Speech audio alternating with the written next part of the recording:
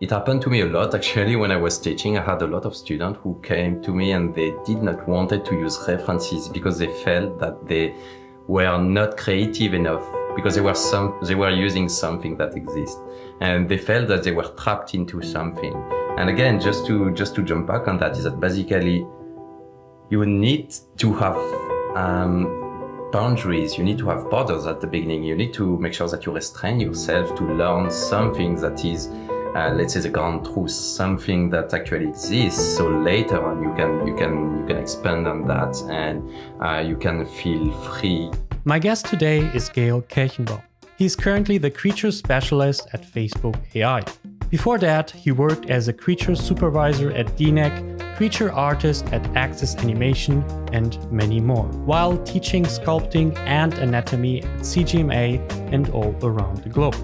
Together, we talk about being a freelance creature artist, the importance of anatomy, fundamentals, and teaching, and how he ended up working for Facebook AI as a creature sculptor. You are listening to the 21 Artist Show, a podcast that inspires creatives to make meaningful content to pursue their passions. I'm talking with creators, artists, and engineers about their careers, lessons they have learned, and how to make an impact. I'm your host, Alexander Richter. I'm a technical director and coach in visual effects, animation, and games. For more content, go to 21artistshow.com. Enjoy the show. It's a pleasure to have you on the show, Gael. Hi, Alex. Thanks a lot for inviting me. I'm super happy to be here. So before we talk about how you approach your career in a thoughtful manner, I think we should set the stage with an outline of it. How did you start?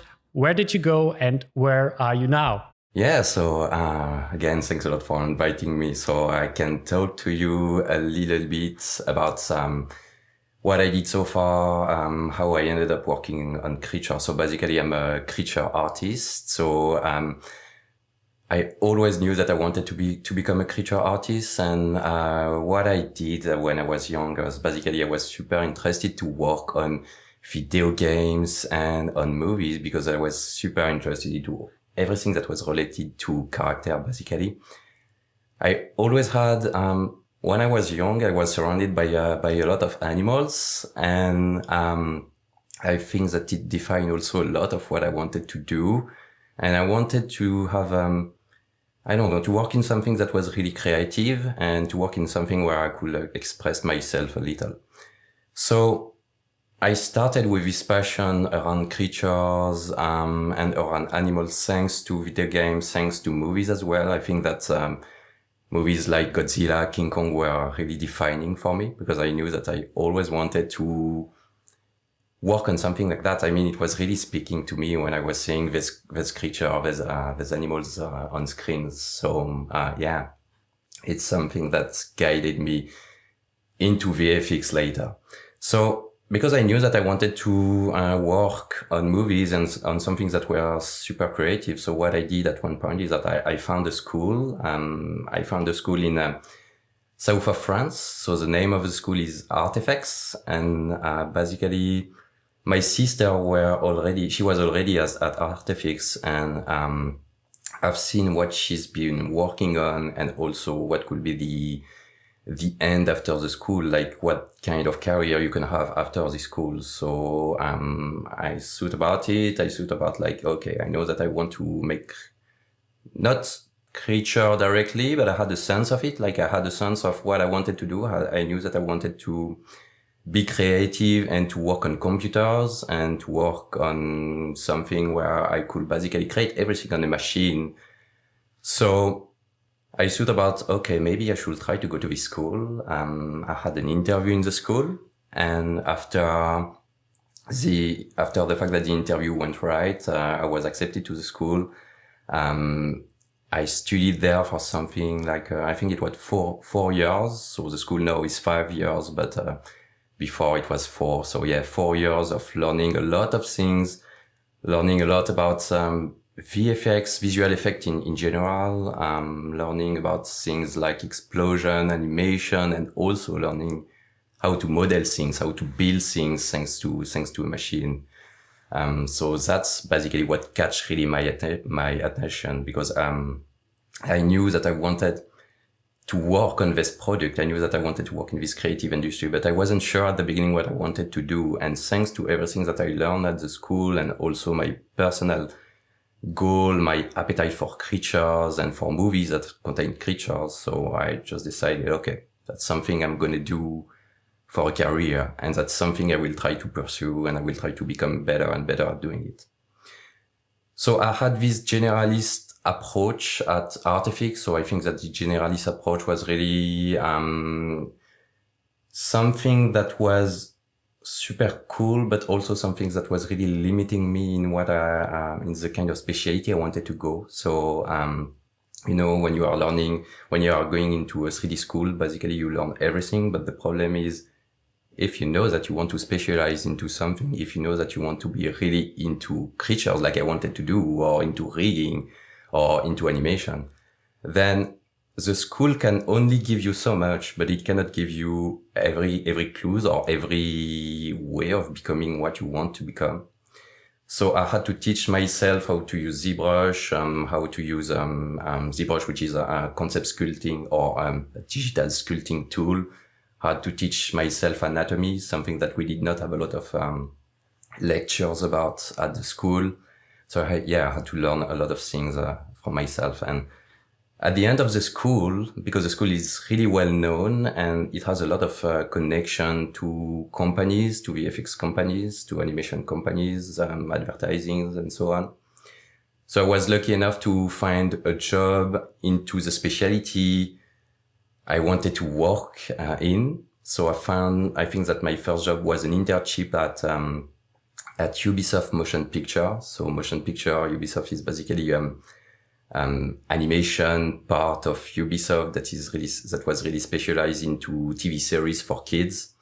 So I worked on Raving Rabbits and this kind of things, but it wasn't really like the kind of end goal for me. It was more like an introduction to my career. It was more something that was related to, let's say, animation, not really anatomy. I was doing surfacing, so I was doing a bit of texturing, I was doing a bit of look development, but I wasn't doing modeling.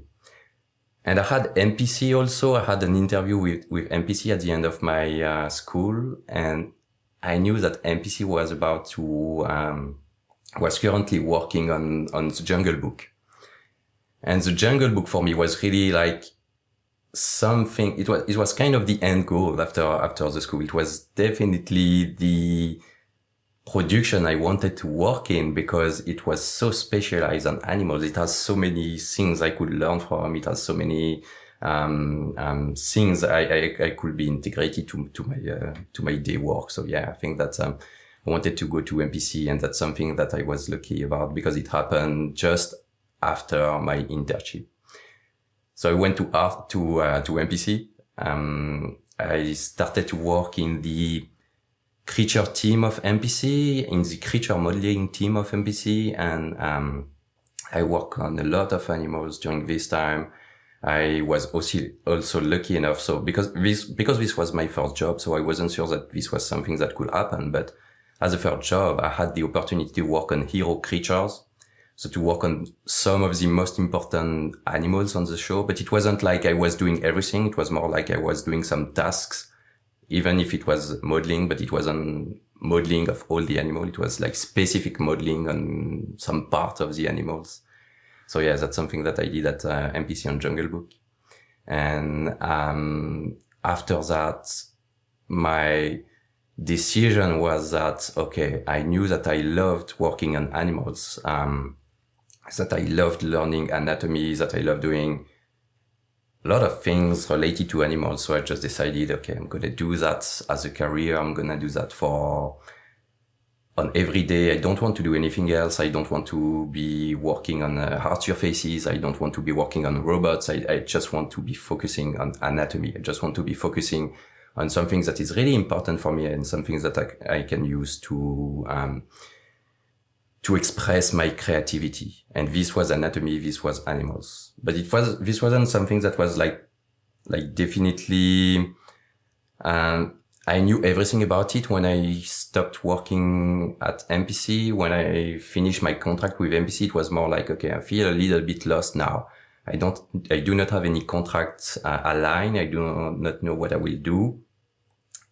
But I know that I love doing this kind of thing. I know that I love doing modeling. I know that I love focusing on modeling and really specialized modeling and realistic modeling.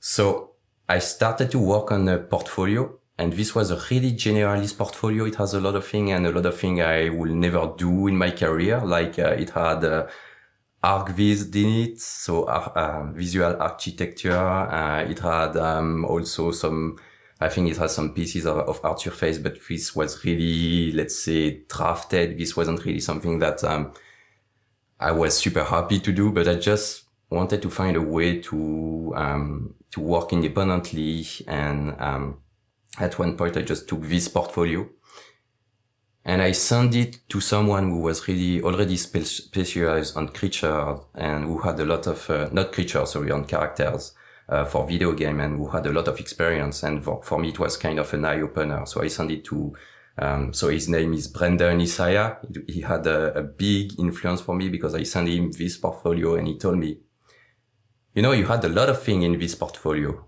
but I can see that what you're really good at doing, is organic stuff, is character or is creature.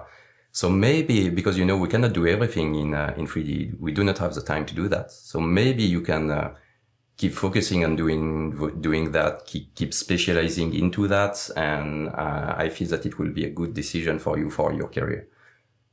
And I just followed this advice really linearly, because for me, this was just like, I needed to find a job and I needed to find a way to earn money,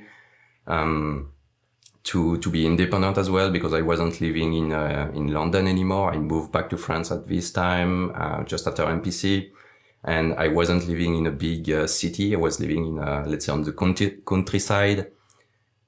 And I had to find ways to say, okay, see what I can do. And even if I'm not working in the company directly, then I can still be of help and I can still do something I like.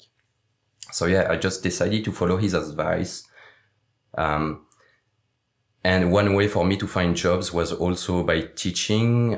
So I was lucky enough. So just after MPC, also some companies or some schools in France, they started to get in touch. And they started to get in touch with me and to ask if I was available for lecture about digital sculpting, for lecture about texturing. And I said yes, and I was really happy about this decision, because I think that I never learned as much as when I was teaching. It was definitely for me the best way to learn, because students are always asking a lot of questions, and you need, as a teacher, as a figure of responsibility, you need to be able to answer them and to give them the good ways or the good clues, so they can understand things in a better manner. But yeah, I use this time as a teacher to keep becoming better, doing anatomy, doing this kind of stuff, doing digital sculpture, and I also use the time I had during lecture to do personal project. So the personal project was here as a support for the lecture, and it was also here for me so I could start doing a public portfolio.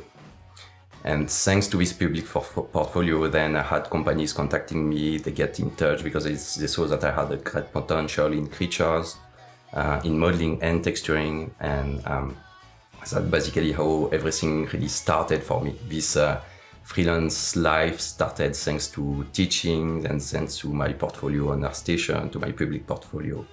And then, a lot of companies got in touch. I was lucky enough to work for Axis Animation. I was lucky enough to work also for a Capsule Studio, so video game company. I also work for 3D Total, which is a company that is doing a lot of printings, and they are also doing 3D figures of anatomy. I teach in an online school, CG Master Academy also. I teach really a specialized course about anatomy, animal anatomy. Then I worked for other companies, so I went back to VFX also. So I work for advertising, and at the moment I'm keeping my specialty and keeping being specialized, and I'm working as a creature artist or creature specialized at Facebook, artificial intelligence. Phew, that's a lot. I mean, if you just look at your LinkedIn profile, all the work that you did the last years, it's a lot. I had to click a lot of times to get basically to all of it. There, you did a lot, also a lot of teaching, as you just mentioned.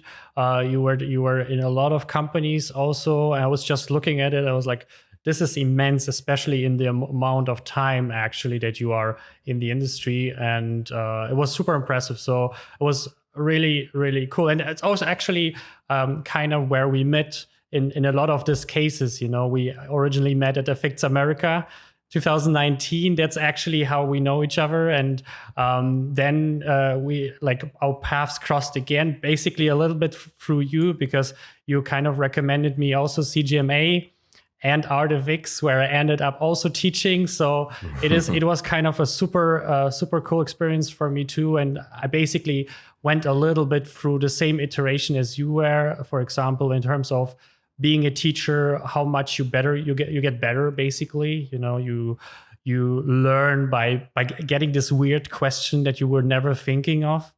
You know, students always ask kind of stupid question, but they're only stupid because you actually don't know how to answer them a lot of times. You're like, I never thought of that. I never thought of doing that.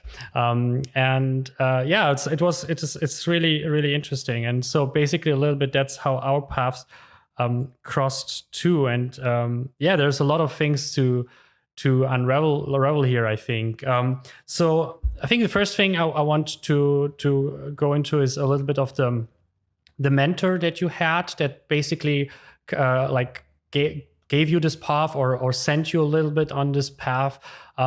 So was it just this advice that he gave you and then you just kind of created your way? So I think that's basically this advice came at a really good time for me. So yeah, as you said, things after MPC wasn't so stable because I had to find a new way of living and I was moving back to France. And I just thought about, okay, there are a lot of things that can be done in 3D. They are not just only doing animals. It's not just only doing art surfaces, not only doing modeling, not doing texturing. So yeah, you do not have to be as specialized as you are when you are in a company like MPC, where you're basically just doing one stuff and you do it super, super well. But then after the rest of the pipeline, it's not something you will have to focus about. You will have to know how it's working, but it's not something that you really keep working in. So after MPC, it was more like, okay, I know that I love doing animals. I focused when I was at Artifacts, before I had these first jobs. I focused on doing animals, on doing anatomy, doing this kind of creature. And when I was at Artifix, also something that I was doing was texturing and look development. But at MPC, this was something that was completely ignored because I had to keep specialized on doing modeling for the show, doing modeling for Jungle Book. So I was a little bit lost and I wanted to do a bit, again, this kind of task. I wanted also to say that I was capable of doing a lot of things if I had to find clients. I also wanted to have this different life, you know, where you are not living in a big city, because most of the major work in VFX or in animation or everything are located, unfortunately, in these big cities. They are located in London, they are located in Montreal, they are located in Vancouver, they are located in Paris. And in France, I did not want to end up in Paris. I did that eventually, but I did not want to totally understand that. So yeah, I did that. I had to do that at one point in my career, but I knew that I wanted to find ways to work with other companies, to work with clients that were abroad or that were not located in the little city I was living in. And the way to do that for me was to show that I was capable of doing a lot of things. But at one point, I kind of lost myself into that. And I did that because I wanted to find a way to earn money. But I just realized that, okay, if I'm doing that, then I will not becoming so good at doing it. I will not becoming as good as I could be as a creature or as a person that is specialized in anatomy. if I'm doing everything, and that's also the advice that Brandon gave me. So that was really like an eye opener, I will say, for that. So I said, after I sent this portfolio to Brandon and I heard his advice, I was just, okay, why not spending time focusing on something I love doing so I could become super good at doing it, and becoming someone that is really skilled in one specialty can only open so many doors. So what you can do with that is that you can show on your portfolio that you can be good even if you are not localized on site, even if you are not in London, even if you are not in Paris, even if you want to work for a company that is in a city where you know you will never go, because you do not want to move every time you have a job opportunity. And that's something that is happening in VFX super often.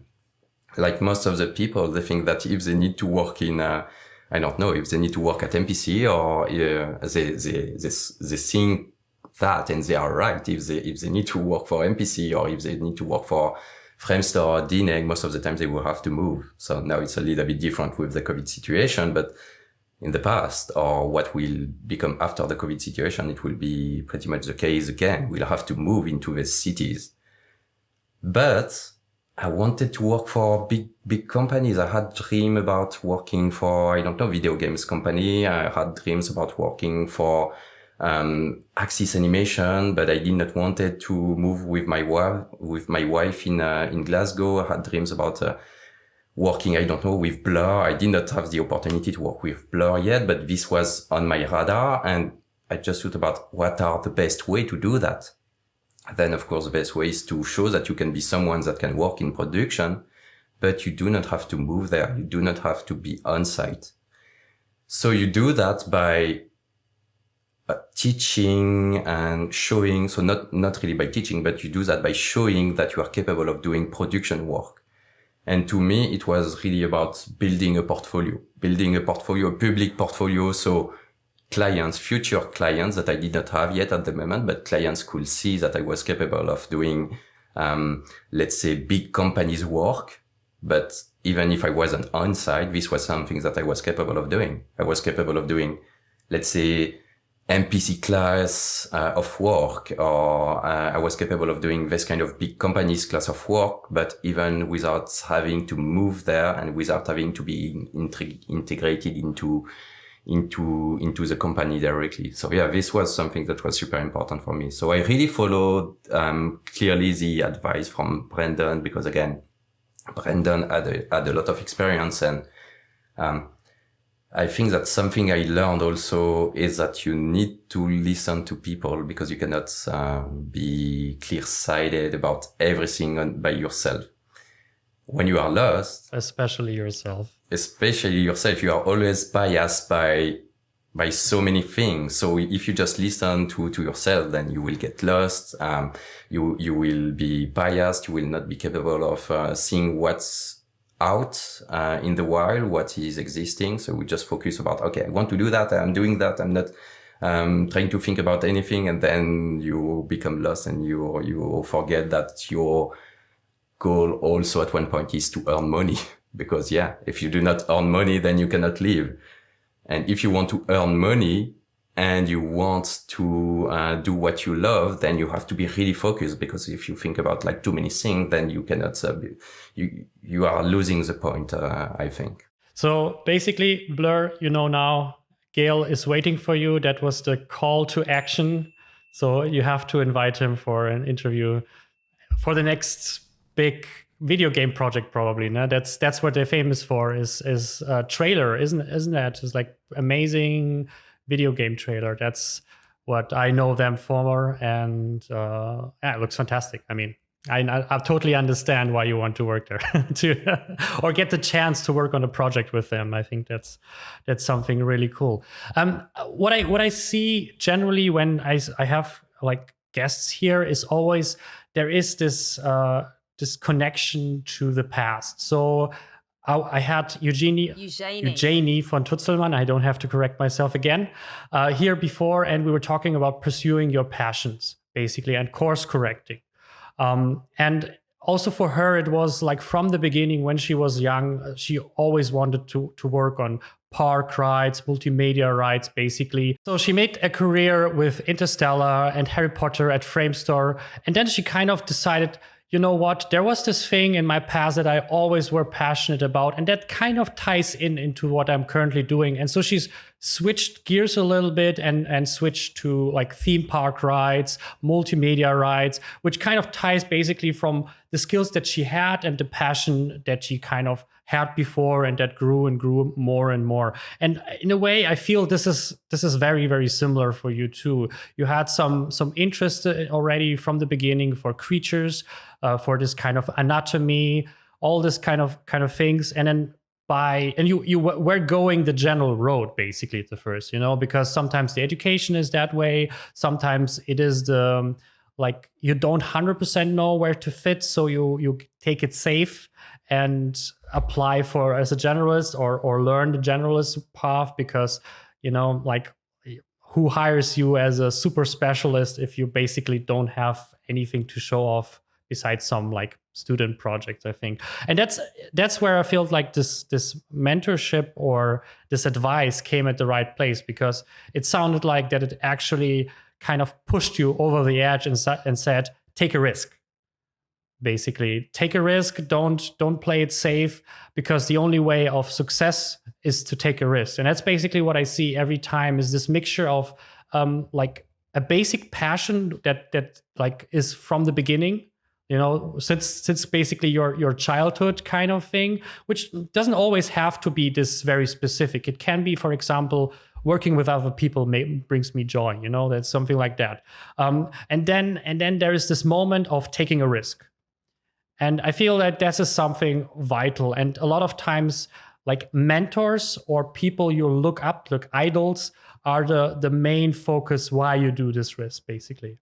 What I want to talk with you about is a little bit now is basically like, how much risk was that for you? Because the question is between generalist and specialist, because you're now a super specialist, basically. You're not only a modeler, you're a creature modeler. So it is even like niche of a niche of a niche, basically, a little bit. So my question is, like, when you get this advice, like, how did you juggle that? How did you decide, yeah, you know what, I'm very specialized. Like, also my job options will be like, it's very slim now compared to before. So what went through your head, and why did you actually decide in the end to go that, and how much risk did you feel? So, when you are becoming very, very specialized, kind of, you are kind of in between a balance where you have a lot of risk because you are limiting a lot of the options you can get, but you are also working in a niche, and working in a niche also means that if you are good enough, and you need to be good enough, you need to be really skilled about that. You need to make sure that you are really good into your niche. When you are doing that, you can find the best options that will kind of match the role you are you want to work in, or you will be able to keep specializing, or you will be able to become even better at doing it. And this was hard at the beginning because I had to find ways of earning money again. And so I had to accept the fact that I didn't know about anything. I had to accept the fact that I had before me a lot of times that will be needed for learning. And that's also something that is super important. You need to take time to make sure that you learn and that you're becoming good enough at your specialty. For me, the luck that I had at this time was that I had, let's say, more generalist opportunities at the beginning, like, okay, we need you for teaching something. So it was generalist, but also specialized, but it was like, okay, we're going to need you for teaching a mudbox class. So we're going to need you for teaching, I don't know, ZBrush class or something like that. We're going to need you to teach how to do texturing. We're going to need you to teach how to do look dev. We want you to teach Mari, so texturing class. So I seized these options as, for me, a way to earn money so I can save as much time as possible to keep learning. And this was something that was super important. The fact that okay, I accepted some jobs that were not taking all of my time. So the time that I had, I could use it to keep learning. I could use it to keep becoming better, and could use it to basically reach my goal as quick as possible. So you need to make these sacrifices at the beginning. I know that's something that is hard. You need to make sure that you leave time for yourself, to keep becoming better, to keep learning, and to reach your dream goal.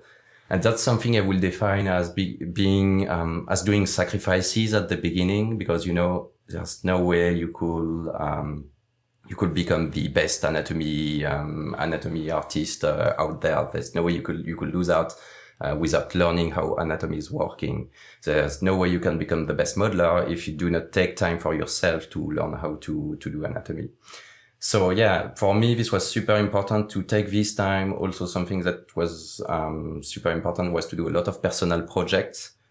I ended up doing a lot of long nights of working, but this wasn't something that I did for companies. And, you know, I have this vision about overtime that is kind of different from a lot of artists. I think I hate overtimes. I'm almost never doing overtimes, but I think we can speak about it a little bit later. But yeah, for me, the time is super important. So the time that I have is the time that I want to take for becoming better at my specialty. So if I have some free time, then this free time will be for me to learn anatomy, or to work on a personal project, or to do something that is dear to my heart. Because I know that when I will be working for a client, then the time that I kept for myself is something that will benefit for them as well. And this is something that is super important. Even if you're not like, I know that a lot of people, a lot of artists, 3D artists as well, when they're working in companies, they do not really have the choice, or they think that they do not have the choice, and they keep working additional hours, they keep doing overtime. But in the end, when you see how far they can go, sometimes they are still junior 3-4 years after they started their career, or they can be mid after 10 years or something like that. And I found that it was super important for me to become super specialized, to become super good and super clear-sighted about what I wanted to do, by using my time the way I wanted to use it. And this is something I think worked, because basically I've been working in the industry, I don't know, for 7 years or something like that. I've been out of Artefix in 2014. And I'm already senior. I already had the chance to have a supervisor position at DNAG, even if it wasn't something I had a lot of time to play with, because basically that COVID happened and we did not have any project at one point. So yeah, I couldn't pursue in that. But yeah, after 7 years, I'm already senior, and I think that I can pretend being a senior, and that's because I took these sacrifices at the beginning of my career. And the quicker you take these sacrifices, you accept the fact that you will have sacrifices to make. Then later, when you will have more seniority in the job, then you will see that your balance can come back. Basically, you can, I don't know, you can take time back for yourself, or if you do not want to work on the evening, on the weekend, which is something I do. I do not work anymore on evening or weekends. Only when I have a picture in my mind and I want to do a personal project. Personal project, yeah, exactly. Personal project, yeah. But I do not do that anymore, because I want to spend my free time with my wife. I want to spend my free time, I don't know, traveling, doing sport, thinking about myself, thinking about having good health. It's something that is super important, because you cannot have you cannot be good in your job if you just destroy your body. You will see that after years, you will just stop being willing to work. So yes, that's how I see things. So sacrifices at the beginning, and then you can see that later you do not have to make them anymore. I think you did a fantastic point of time management. I think something that is a little bit overlooked is time management, especially in the beginning, but also I think as a freelancer. So one of the things that I'm always debating, and I never understood this, is free overtime, like for free, basically, not paid, which I Yeah. What? Yeah. Unacceptable. If it is an investment, but then it's maybe possible, like an investment in yourself. You learn something new, or you feel like you build a good momentum with someone at a company. Yes, as long as it doesn't feel like they take advantage of you. And of course, and the same thing, like basically like switching from generalist to specialist, is you take a risk. You take a risk of saying no. You take a risk of saying I don't do overtime, at least not unpaid, or never, whatever. So there is a lot of risk involved. But at the end of the day, if you look at the most successful people, it's always the no that brings them somewhere, because it means they have clear limits, boundaries, and I think that's something super important, they have a specific goal in mind. They know where they're going, so they time manage because they know where the time should be going instead. It's not just like, oh yeah, I would be sitting in my flat and watching Netflix all day basically if I would say no to that. Yeah. Maybe it's not as stressful, but I would actually don't do anything. But I think if you have a specific goal, like a career goal, or like maybe a private goal, like something you would like to do in making a garden or whatever, it's still the time management, I think, that is overlooked. So I think the fundamentals here is to value yourself, for sure. That's always an important thing.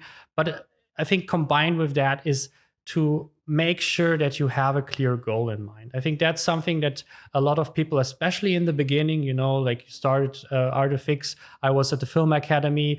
We're both like, we're kind of going in a direction. We had our specific interests already.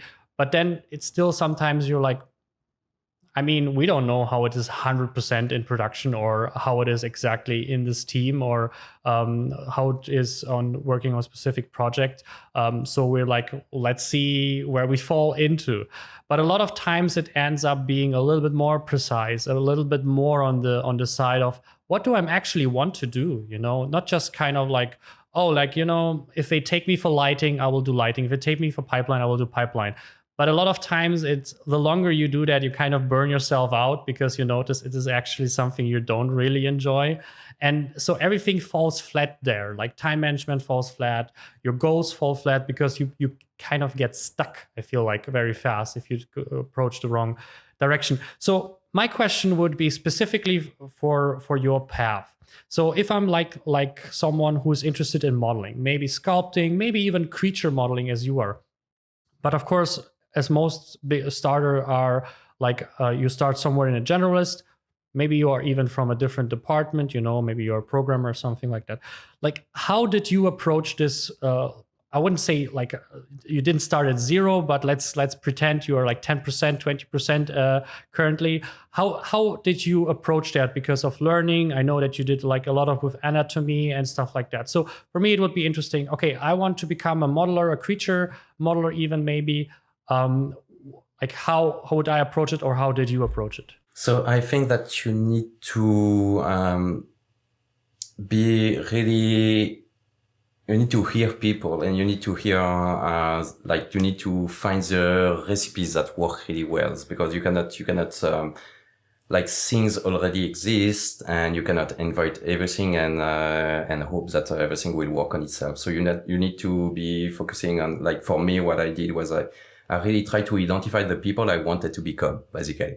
I could be kind of a fanboy, and I can be a fanboy of Scott Eden, who is a really well-known anatomy specialist. I could be fan of Raphael Grassetti. I could be fan of Glaucon Longhi. And I know the work they are doing, and something that I wanted to identify is how can I reach a level that is somewhat not similar, because I still think that they are like really far from my level. They are really performing at a really high level. But yeah, I needed to identify what was working for them. And that will be like one of my advice, what you need to do. So that's also something that I did when I was at Artifix. When I was at Artifix, I knew that I wanted to work for MPC. And I knew that for me, it was MPC because they worked on Godzilla. And when I was a child, of course, Godzilla was something that was, it was something that was big, it was something that was, super inspiring, and it defined a lot in me. I think, you know, when you are a child and you see this kind of monsters and you are playing with them when you are playing video game. I'm also a fan of Final Fantasy, and in Final Fantasy I always saw there's amazing creatures, there's always these amazing animals, and something that was common to them, even if they are different, is that basically there is something that you need to learn about it. And it's a theory about how doing this kind of stuff. And the theory was, you need to be aware of anatomy. You need to make sure that things can be workable, things can be believable, and so on and so on. So yeah, I took a lot of time to identify what I wanted to do. And this time, then when I had identified what I wanted to do, then I took some time to identify the recipe, to see how I could be someone who could be working on the next Godzilla, for example. So this was a dream before. Now it's not something I want to do anymore. And it's probably because of the way VFX is working. But yeah, I needed to identify how could I be someone who could work on a Godzilla 3, 4, I don't know, the next ones. And I took some time looking at NPC's demo reel, and in the NPC demo reel, there had a lot of creatures, and every time this creature has like this super realistic anatomy, there are these super realistic details, everything that was really making a point about being specialized. That's something that I discovered thanks to that. So at Artefix, I focused my last year on doing creature and doing them the NPC way, because I knew that I wanted to go to NPC. So one point for me was at the end of my education, then I will go to NPC and I will be able to go to NPC first. And then I could work on one of their big movie. I knew that also they were about to work on Jungle Book.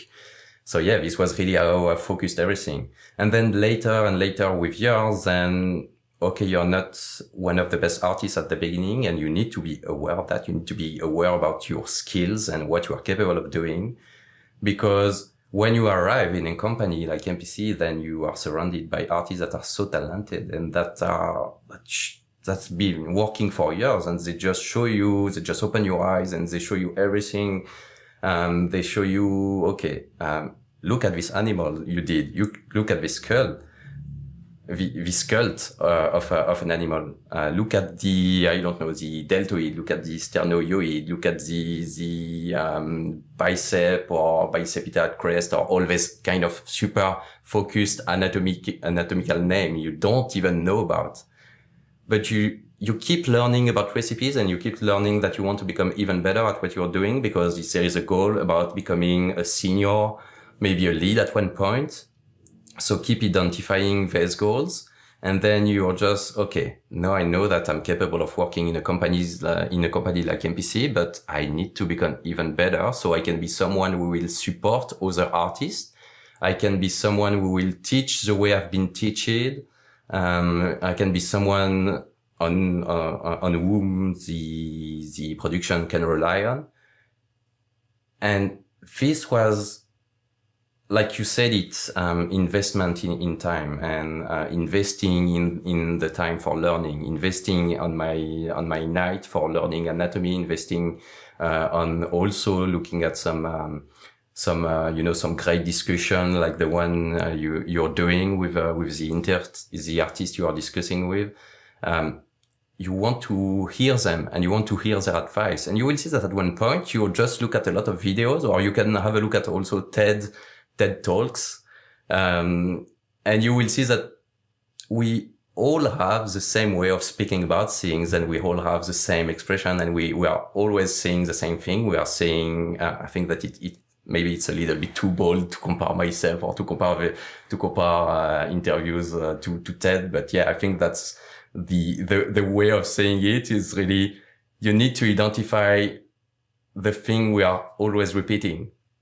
Repetition is something that is super important. Repetition in you learning a tool, repetition in you learning a skill, repetition in your life are something that are super important. And repetition are something that are here to teach you something.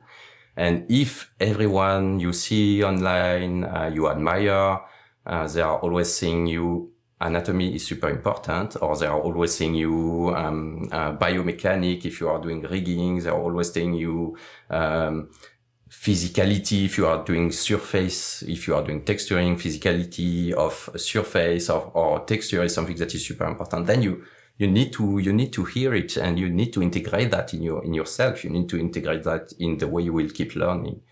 For me, it was anatomy.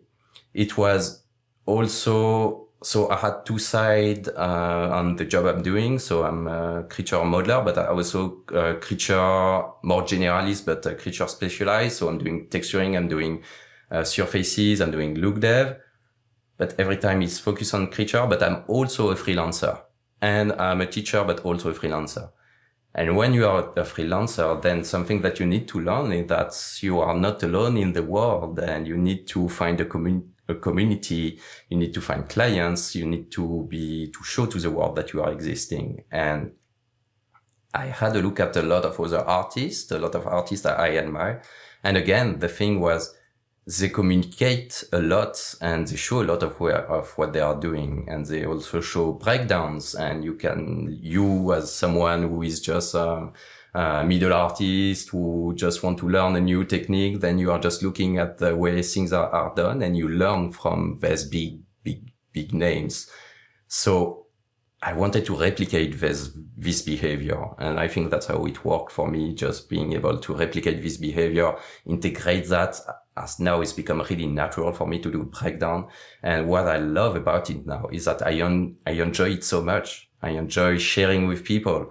I enjoy doing a tutorial. I enjoy maybe leading someone I'm working with, or teaching people anatomy, because it was super important for me to be able to learn that. And now it's super important for me to be able to teach that, so I can keep sharing, and also I can evaluate my level. And that's something that is really rewarding. Knowing where you are to where you want to go is something that can help you to invest time well, and that can help you to discover the next steps. One thing that I really, really like that you said basically is that you spent time to develop yourself. You kind of created time, getting away from overtime, thinking about your goals. So basically you were like a little bit like laser focus at the end after you kind of stumbled around. After a while, you're like, I want that. I want to go to MPC. I look at their like portfolio, and then I will do exactly what they like. I will analyze their portfolio, look up like courses or maybe like idols basically, and then like copy them. Because I think one of the things that people I think do wrong, and including me myself too, is after a while I learned just copy people. You don't have to steal a specific work or something, but copying them, especially in the learning, is one of the best things ever. If you copy someone's lighting setup, if you copy someone's camera, if you copy someone's even model, like do the same model as they did or something like that, like in the tutorial, instead of like always trying to create your own thing. I think that's an important first step. Like copying, I think, is the best way of learning, generally speaking. Also, one of the things that I like that we talked before we had this call basically is of fundamentals. I mean, like anatomy is literally the fundamentals of like creatures, human beings, of everything basically, and that's something I found really, really interesting. And so that's something I try also, for example, to teach when it comes to scripting, for example, or being a technical director is kind of like, you can learn Maya, you can learn 10 languages, you can learn whatever. But at the end of the day, if you understand what it means, if you understand your position as a TD, if you understand how loops and ifs really work, it doesn't really matter the language, the software, the company, the situation. And I think that comes also down to, for example, something like anatomy. So basically, if you understand anatomy, of course, you have still to learn to different situation, quadrupodic and so on.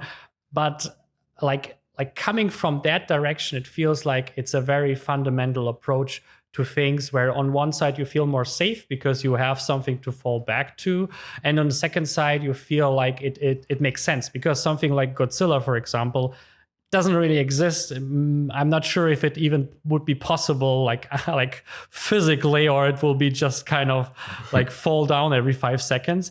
But what I'm interested about that is kind of the correlation between fundamentals, like anatomy, for example, and teaching. So how do you think, or how important do you think like was teaching in terms, for example, of your career, in terms of building your fundamentals, building your, for example, anatomy or something like that? So how do you think is teaching kind of setting the stage here? I think that something that is great about teaching is that basically you need to be able to explain everything to a student, and even things you are not really aware about. And sometimes students, they will come to you and they will ask you questions and you have absolutely no idea about what to answer to them. And this is also part of the process about being a teacher, or part of the natural way of being a teacher. You cannot answer everything. Still, you have to be willing to do it, and you have to be willing to learn a lot of things, and you have to be willing to find where are your barriers and where you can go further, and where you can find answers, basically. And I mean, it's also fine if you cannot answer that. I think that's also part of the learning process, is to say, I don't know. Because to be honest, I feel like the best leaders and supervisors are actually learning from the best teachers, because on one side, they teach their staff, the people who are working for them. But on the other side, the most respected people will say what they know and what they don't know. And I feel like this comes from my point of view, from something like teaching, where you will have situations where you actually don't know. Yeah, exactly. You need to be frank with the students. You need to tell them, I don't have the answer, but you may want to know the answer also, because you want to become better, or a person that is more aware about the question of the student. So even if you don't know, you have this willing to still go further and to improve your skill set, to improve your awareness of things, to improve yourself. So that's something that happened for me a lot. And, at one point I had to teach texturing, and I have done a bit of texturing, but not as much as someone who is really a texture artist, who is a senior texture artist into the industry. But I had to teach it. And I was really willing to learn. I was really willing to keep improving myself. And if one of my students came to me with a question, I was saying, I don't know, but let me look for the answer for the next time we'll have a lecture together. We'll have a course together. Yes. And that's, time you have to be willing to invest. Something that is super important is always to know where you are and where you want to go, and to be self-aware of your skills, to be self-aware of the skills you want to develop. And thanks to teaching, this was also something that I used a lot. I was willing to become creature modeler, and I was willing to keep focusing on doing animals. I was willing to keep focusing on doing anatomy. And when I started to record my CGMA class, my video for the CGMA class, for the CG Master Academy, what I had to do is that I had to relearn things I did not express very well.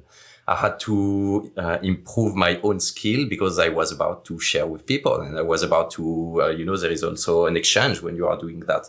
Basically, the students are becoming your clients. They are paying for a course. So if they are paying for a course, then they are completely confident, or they are completely right in the fact that they need to get an income out of it, and they need to get a great income. Like for me, the more expensive the course is, and the more you should be learning, the more you should take for yourself out of the course. So that's when it was like an eye opener for me also, to become someone who is even more aware about anatomy, because if I had to teach it, then I had to understand, not everything, because we are always learning, and I feel that I couldn't say like, I know everything about anatomy. For me, I just feel like I just only scratch the surface of it. But I always feel like it's super important if you have a question to get really deep into the answer and to get really deep into what you can find. I think that one of the issue I have, or one of the problem a lot of artists have, is that basically they are just scratching the surface because they need to do that for a production or they need to do that for a specific context. So from a production point of view or from a budget point of view, it makes sense because you cannot have all your artists to be keep spending time doing what they are really specialized in. If you have a project that require other skills, in companies like in big companies or in a lot of companies, or if you are working in advertising, for example, then you are hiring someone most of the time because he's a generalist, and you know that the budget will be smaller. You know that the time range for doing the project will also be smaller. So you cannot hire people that will be, you cannot hire people full time in the company because you will want them to work on other projects that will be focusing on only one task. But as a freelancer, that's not what really happened. What really happened is that you are hired by a company because you are super talented into your own specialty, into your own skill set, or where you really want to focus. And I think that anatomy was for me a way to feel confident about everything.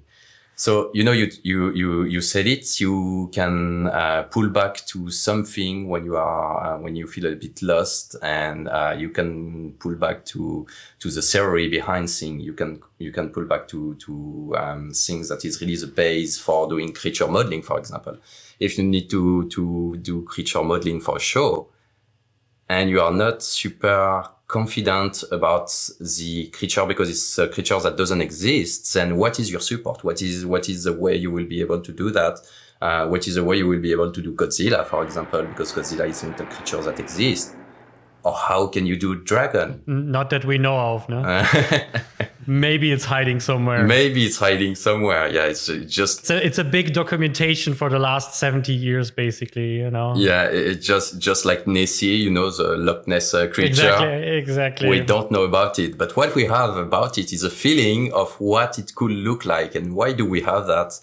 We have that because we're all aware that something exists in real life and in the real world, and this thing is anatomy. It's the science of a body. It's the science of the structure of a body. It's the science of how things should look like, because you know, you, me, when we are walking in the street, then sometimes we met people. I mean, when we could walk in the street, we can do that again now, but when we could do it before the COVID, we met a lot of people. We see a lot of faces. We see a lot of animals. We see dogs. We see cats because they are pets. And you see that and you really have a feeling that something makes them real, because they are real, because there is something that is common to all of them. And you have also a feeling that they are familiar to yourself. So you do not want the knowledge to become really superficial and to become just something you can grab on because, I don't know, you are interested in something and you say, oh, that's cool, I want to do that. Let's have a superficial understanding about things. No, you need to keep focusing and you need to go really deep because you want to be able to create out of that. I think that, you know, students, what they want to do, they want to create. And they do not only want sometimes to reproduce I don't know, a reference, to reproduce a picture that exists. Sometimes they want to do a creature. They want to do something that doesn't exist. And, you know, clients, when they come and they ask MPC to do Godzilla, they want to do a creature that do not exist. So what you need to do is to find ways to make it believable and to make it exist. You need to find this support. You need to find really this, this support, this structure, so everything can look right and can look to be placed naturally. So that's, for me, was something that really pushed me in learning way more about anatomy than I would at the beginning. At the beginning, it was just, okay, I have a sense of it. I want to do animals. I want to do creatures because I love big movies. I love Godzilla. But then it gets way further than that. It gets to, now that I've seen what the industry is doing with entertainment and everything, now that I've seen what it is to actually work on Godzilla, I found that actually what I was enjoying the most out of that wasn't the first thing I thought at the beginning. So the first thing, was just working on big movies and doing entertainment. But no, for me, it was more about, okay, I found something that has a deep point and that has a deep meaning for me. And this is anatomy. This is anatomy because anatomy is something that is universal. And if I know the fundamental of what I'm doing, then I can expand, I can create, I can feel free, and I'm not scared anymore about doing anything. You could tell me, okay, we're going to do any kind of creature. I don't feel scared anymore about that. I was before, but I don't feel that now. And it's because I feel that I understand more of the fundamental. The fundamentals will be something that will always help you to feel confident in your career. Sometimes in VFX, we hire, so this is not the case in every companies. Like some companies, they hire people because, they are technically good and they can be artistically okay. I'm thinking about modeler here specifically. You do not always need to be an artist to be a modeler or to be a texture artist or to be a lighting or whatever. But they hire people, because they are technically relevant to the job. But big companies like MPC, DNEG, Framestore, sometimes they also hire artists who are technically not the best, but who have a notion of the fundamentals that is so good that you can give them whatever you want and they will be reliable. That if you ask them to design a creature that doesn't exist in real world, then that's not a problem. That's something that they can do. So yeah, fundamentals is basically your support to everything. I would say everything in 3D, but also everything in life. If you know how things are working, if you are willing to know how things are working, you are willing to have a deep knowledge of things, then you can free yourself of a lot of things. I've actually had this situation where the company hired twice already. I had a situation where the company hired someone who was actually not versed in 3D. So we had like one situation, like head of I think lighting or something, and she came from scene. So she was actually used to do serious production on like real ones, not CG or something. But they hired her anyway because she know all this stuff about like the real production, which a lot of times is the opposite for a lot of CG worker. Like a lot of times they are not aware of the limits, so they overdo it. If you're not like, for example, I'm a lighting TD. I need, for example, like this situation here. The first time you actually light something in real life on one side, it is super frustrating. Even if you are like, I could light things in 3D, no problem. It will take some time. It will as an experiment, but I can do that. But it's because I can cheat as much as I like, and here suddenly you have so much like bouncing and things you have to control, which are much, much harder than in CG, because you just like put somewhere something, 5 seconds later it's not there, or ignore some part of the room. Get great, just a light for the eyes, for example. Here I have like one light and it bounces everywhere and destroys basically everything. So it is still like a thing where the fundamentals like help in both situations actually, and sometimes even specifically in CG you still get like a grounding because you don't have anything. You can do whatever. Again, like I can always go to lighting. Is like if you don't know what, like you know your 3-point lights and then you start, okay, but then you literally lose control and you end up, I had situation where people end up with hundreds lights in the scene, which could have been done with 5, which also is a benefit for the scene, the rendering time, and so on. So it's not just like it looks better; it is also more important. And I also had this animation supervisor who never worked with Maya, so he was only 2D. And people still brought him in because he felt how movement should be. He could look at it and tell you on the 3D play blast. He could tell you this is not how like stretch and squash actually will look like in like clay or something like that. I think that's something super, super important. And what basically it comes down, besides like fundamentals in a way, it also comes down to references. Because basically, for example, you were talking about your idols that were one of the first things you did. What are idols? They're references. They're references for careers. They're references for maybe paths you go. I want to become a creature modeler, or I want to become a toon modeler or something like that. But the same thing applies for basically everything. Everything is a reference. If you, for example, create Godzilla, you would take references. You would take lizards and whatever, and then slowly build up like from all these references. And this can be people, this can be like situations. So that it's not just like it is only one thing. Even for example, this podcast, it was inspired by another YouTuber, Matt Diavella. Hey everyone, and welcome back to the Ground Up Show. I'm your host, Matt Diavella, and this is a podcast about starting something from nothing. This week, I'm joined by Alex Benayan, an entrepreneur and author of The Third Door, the wild quest to uncover how the world's most successful people launch their careers. On the podcast, we talk about overcoming fear, the dangers of being overly persistent, and what he's learned about finding success. And if there's one thing that I am certain of, is that there's no, like you said, exact blueprint to success. Anyone who's trying to sell you that is, it's a get-rich-quick scheme. Enjoy the show.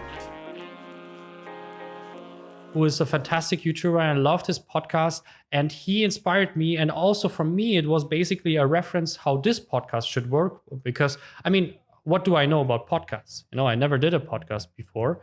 So I needed a reference. And I said, okay, I like this whole thing. I like to talk to people like you. And it's cool if it's recorded, if it's cool if it's a little bit guided. And then I was like, this guy, he makes an amazing podcast. I love his podcast. Why not use him as a reference? So he became my reference, how things look like, how things sound like. And that's basically then. And then I start to evolve because I suddenly notice, oh, you know what? I don't like to talk about that. I like to talk about that. Oh, you know what? I don't like this colors. I like that colors. And I think that's something you should be aware, especially if you're starting. It is no shame in having references. It is no shame in going very, very deep, very low on the basics, grounding yourself.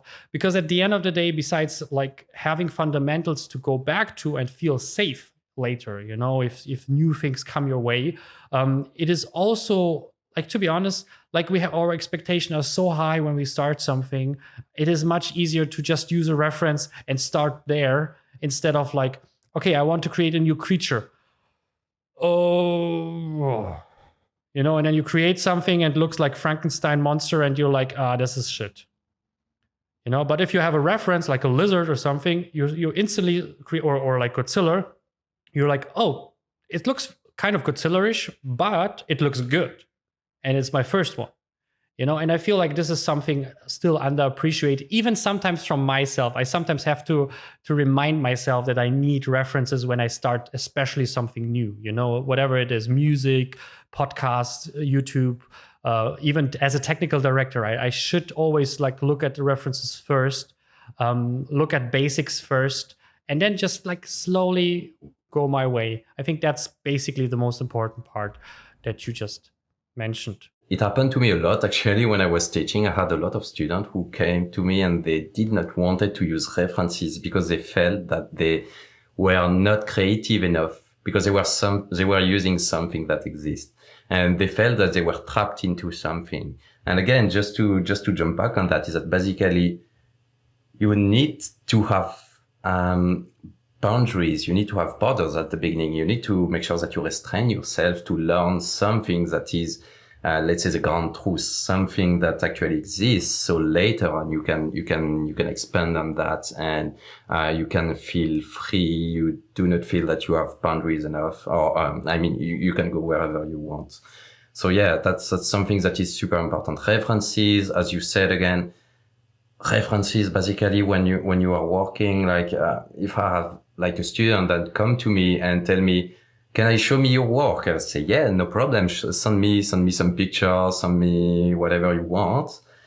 And then a lot of times they come to me and they are just working on something, but they do not have any references. Or when I ask them, okay, what are your references? And they tell me, oh, I don't know. I've been just using this photo, but yeah, I want to create something. So I'm not completely trying to reproduce something that exists.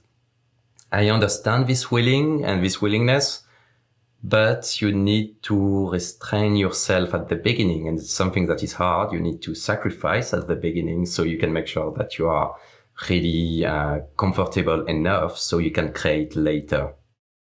Welcome to our short mid-episode coffee break. If you love the content and would like to have a successful career in the film or games industry yourself, check out my website 21artistshow.com. There you can find helpful articles, masterclasses, and coaching opportunities that help dozens of my students to bring their profession to the next level. That's all. Check out 21artistshow.com and share the podcast with cool people you know. Let's continue with the episode. Since we're both teaching, we both see the same thing. You know, we both see the same problems and problems with confidence and problems with approaches where we a lot of times, at least I'm wondering, feels like you wonder too, is like, where's this shame or this weird expectation coming from? You know, you're a newbie. What do you expect from yourself? Why do you expect from yourself to you know, like, oh yeah, I'm starting to learn creature or modeling or something, and suddenly I have to make Godzilla, or it's expected from you for whatever reasons. So a lot of times there's this weird notion of kind of like expectation is super high, the skill is super low, and it's a weird combination, and it what it ends up doing actually is stopping progress. Actually, a lot of times people don't do anything, and I mean we probably know it ourselves. You know, it's like this kind of thing where your plans are so big that in a way maybe you could pull it off, maybe, but even then it makes you the energy to pull it off is so high, or your like imagination of it, that you actually don't do that. You just sit on the couch and watch Netflix all day, basically, because just thinking of doing, like, you know, I'm pretty sure you had this too, but at least I had it, making the videos for CGMA. It was on one side, it was super cool and I learned a lot, but it was also super painful. Yeah. And I needed to push myself to like record constantly. And if I wouldn't have the deadline with CGMA, and they were super nice, and they were like, oh, you know, worst case, you can do a live video or something, you know, if you cannot finish. And I was like, no, I have to finish. This is ridiculous how long I'm sitting there. I'm getting stressed just thinking of not finishing all the time, you know? Yeah. So it's a weird thing that basically I think you always will have. You know, it's not like that you start to become better and suddenly you are immune to your expectation, or immune to this kind of negative procrastination, I would call it. No, it's the same thing. It doesn't really matter which position you are. You just learn a little bit more to play with it and accept it, and kind of like, you know, use procrastination as actually something where you develop the idea a little bit further before then you like take really action. So I think it's a fantastic point, and I think it is something that most people fight, and that blocks actually this progress of like, okay, I actually want to be there, but my expectations are so high that basically the first step is already useless. Yeah, I think that you can easily get lost in complexity, and something that a lot of us see, something that you see a lot of time is that the best way to learn is to learn with simplicity. So sometimes, you know, when we are doing tutorials, we want to do tutorials that are like 100 of hours or something like that. And you as yourself, when you are looking at a tutorial, you're just learning. The best way for you to learn is to learn from something that is actually quicker, that is easier to understand, because you cannot spend 100 hours of focused time. You cannot put your brain into so much pressure that at the end of the day, everything that you will learn will never make it, and you will never be able to apply it again. So yeah, I think that being able to simplify things, and to, even if they are, so the most complicated notion should be the one that should be the the most simplified ones, because you cannot learn complexity thanks to complexity. You can learn complexity thanks to simplicity. You can learn anatomy, that is something that is super complex, that is super deep, and that has a lot of things to learn about. But you can not learn it if you start with the most complicated step, or if the most superficial step, the one that you see with your own eyes. You need to learn things deeply, and you need to find ways to simplify this knowledge. That's how it worked for me with learning anatomy, and I think that's still how it's working. I think also, before we go into the sharing part, I think what is super important, where I feel like we live in a world where knowledge is so free and so accessible. I think there is also the decrease of like quality in general. I mean, if you look at YouTube, most of it is garbage, especially when it comes to knowledge. I mean, if it's like explaining how to, like how to fix something, how to find a specific button somewhere on your camera, that's perfect. It's fantastic. I have a new camera. I learned a lot of things through YouTube. That's great. But the things that people like don't understand sometimes, and I sometimes get this kind of like question, not directly, but kind of, is like, why should I pay for it? Why should I pay for your course? Why should I pay for my course? Why should I pay for coaching or mentoring or something like that? And there's like multiple reasons. And one of the things that you said is simplicity, because someone who doesn't understand cannot simply. Because, for example, Mark Twain said, I wanted to write you a short letter, but I didn't have time, so I wrote you a long one. It's the mixture of like, one, someone takes a lot of time to develop something like a course or his skill as a teacher or mentor or something like that. Second one, there is a systematic approach to that. You have like a starting point and an end point compared to random YouTube videos, for example. And it also, there's another quote, basically like, if you pay attention. And that's also one of the things where you get away from this weird situation of procrastination, and maybe even from this weird notion of having too much expectation, because you just follow along. Like you paid for a course, you're like, okay, I spend money on it. I cannot just like not do it compared to the million of YouTube videos. And with all the things that you have before, like quality, best case, hopefully, you suddenly have this like internal like push of, okay, like I paid for it. It's not some weird one of the 100 YouTube courses which are kind of all over the place. No, I paid for it, so I kind of should do it. Like, hey, it is. So I feel like there's more focus. There is more like goal achievement going there, and specifically if the teacher, the lecturer, the coach is really good and he learned to be simply. He learned through his experience and his work to explain something very, very to the point. Then I think it makes the biggest difference it's also fun, more fun than just like, talking countless times around like motivational stuff or weird thing where you're like I don't know how to actually use that, like basically a lot of YouTube videos or something you watch there and it's like, how does it help me to really do the job? I'm not sure. Yeah, that's something that is kind of funny. So when you start paying for something, that's actually when you want to get the most out of it. It's just like, for me, it's just like having video games in a way. So video games, with the Epic Store, you can get free video games, but at the end, you get a library of 100 of free video games that you get every week. But that's the ones you will never start playing with. Totally. And the one you will play with are the one that you actually paid for. So yes, that's something that is kind of funny.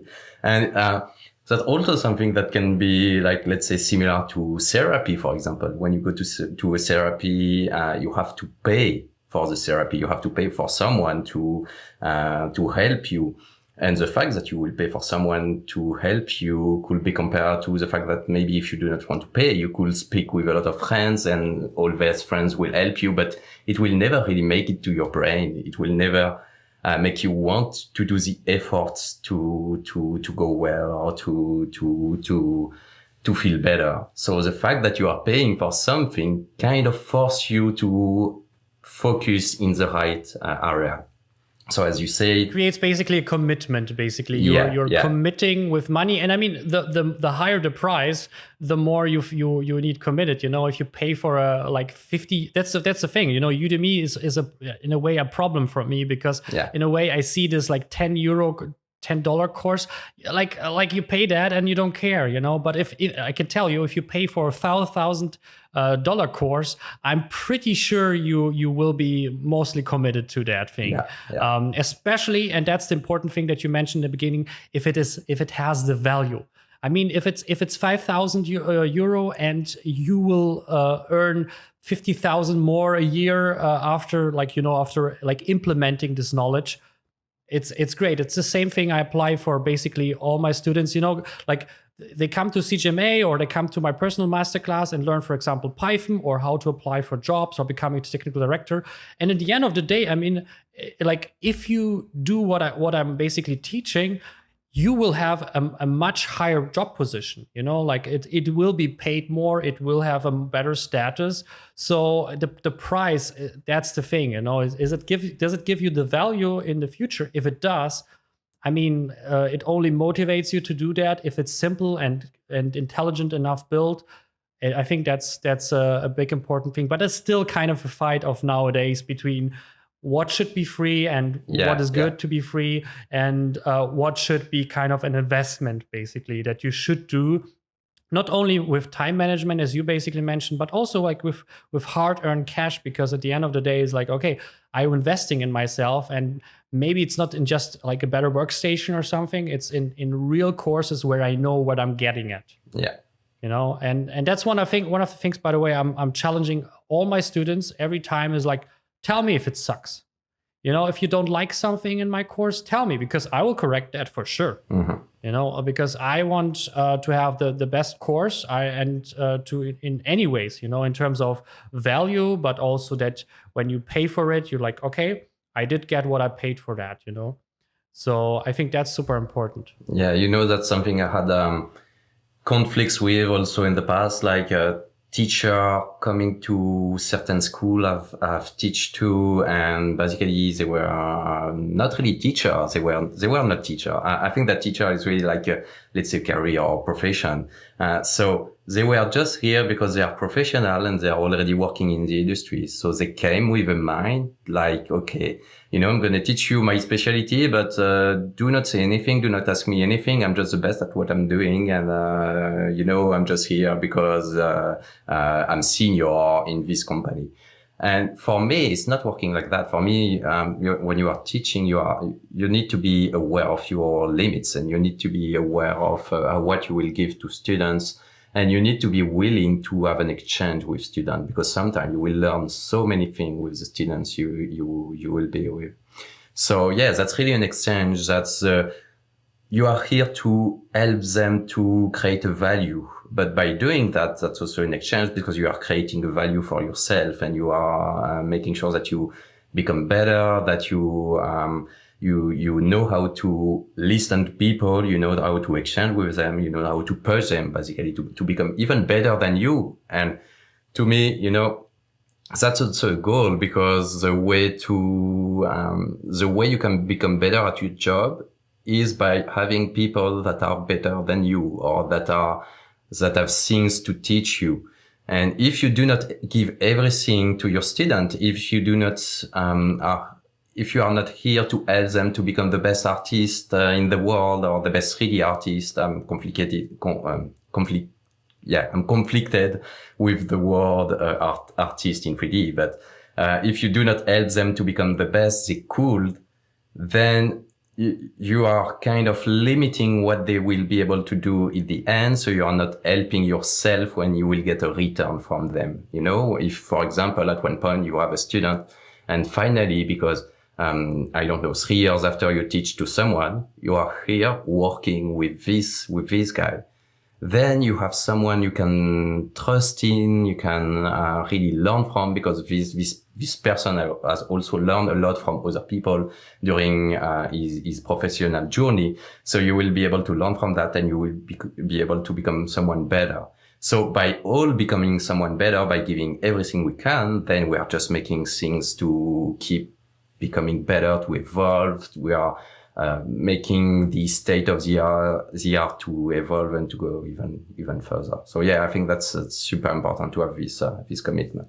In a way, it's also a waste if you do a teaching situation. And again, like we call it teaching, but it can be basically everything. You can be like teaching at work, you know, you can teach a more junior person as you are. You can even teach your colleague. It doesn't really matter. As long, like if you show them something they don't know and you are maybe good at, that's already teaching. So teaching doesn't involve like you have to become a online teacher or a coach or like running around on stage. No. It's we like I think most teachers like who became like this way, we actually are working.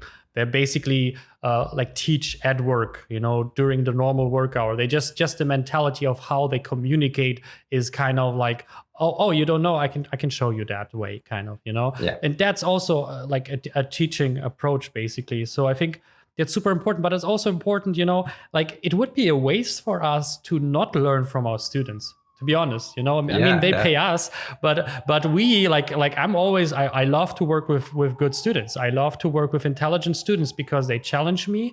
And a lot of times I can learn something. Maybe it's not even related to the specific topic that we're talking about. You know, they have also their background sometimes that is completely independent from that. I'm still learning in different directions. So for me, like one of the many reasons to create the best courses and the best teaching experiences, also I want to have the best students, you know, like I want them to have success. You know, I want to say like, great, he works at Weta, he works now at Framestore, he works now at In a way, it's this kind of like we just had the discussion, and it was said like basically Andrew just said from Framestore is like, yeah, your student's success is your own success. Yeah.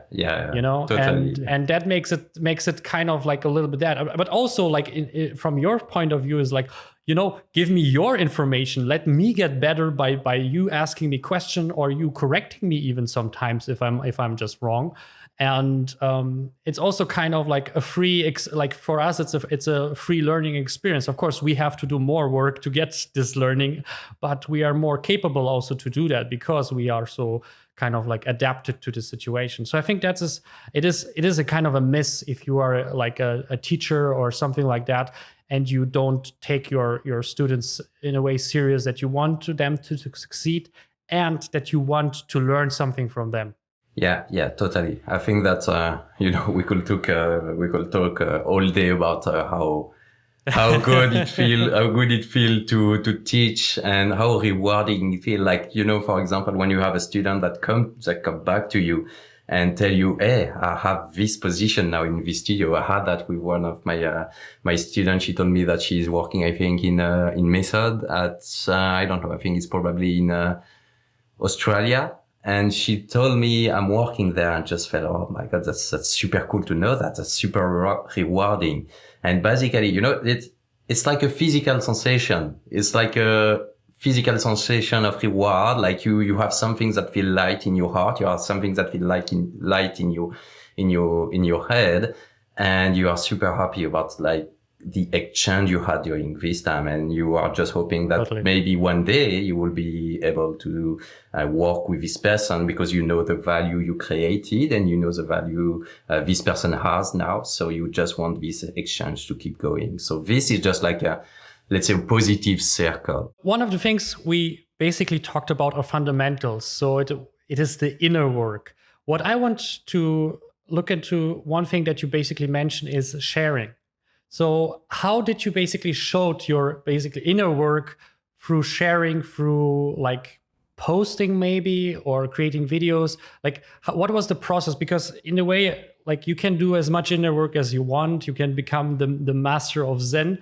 But at the end of the day, people have to recognize that you are now on a level that they're interested in. And it's always, or let's say it's not, a lot of times it's not your application that will like make the big change where, you know, like, oh, I'm now better. I apply the 720 times for this job and maybe they will hire you. So how did you approach this kind of like sharing and maybe even like open some people's eyes on your newly learned skills? Sharing is something that I also learned thanks to teaching. So, we are going away from it, but not really. So, for me, what was super important is that basically, because I know that, at one point I became a freelancer and I knew that I wanted to continue in this journey of being someone independent, but I also needed to to find clients, basically, just to find money. And I was aware of the kind of work that we were doing in big companies because I worked at MPC and I learned a lot from it. I've also had the luck to go to Artifix, and you know what Artifix, what is happening, that you are learning from everything that is happening into production environment. You are learning the workflow. You are learning your place also as a modeler between rig, between look dev, between texturing, between animation, so everything.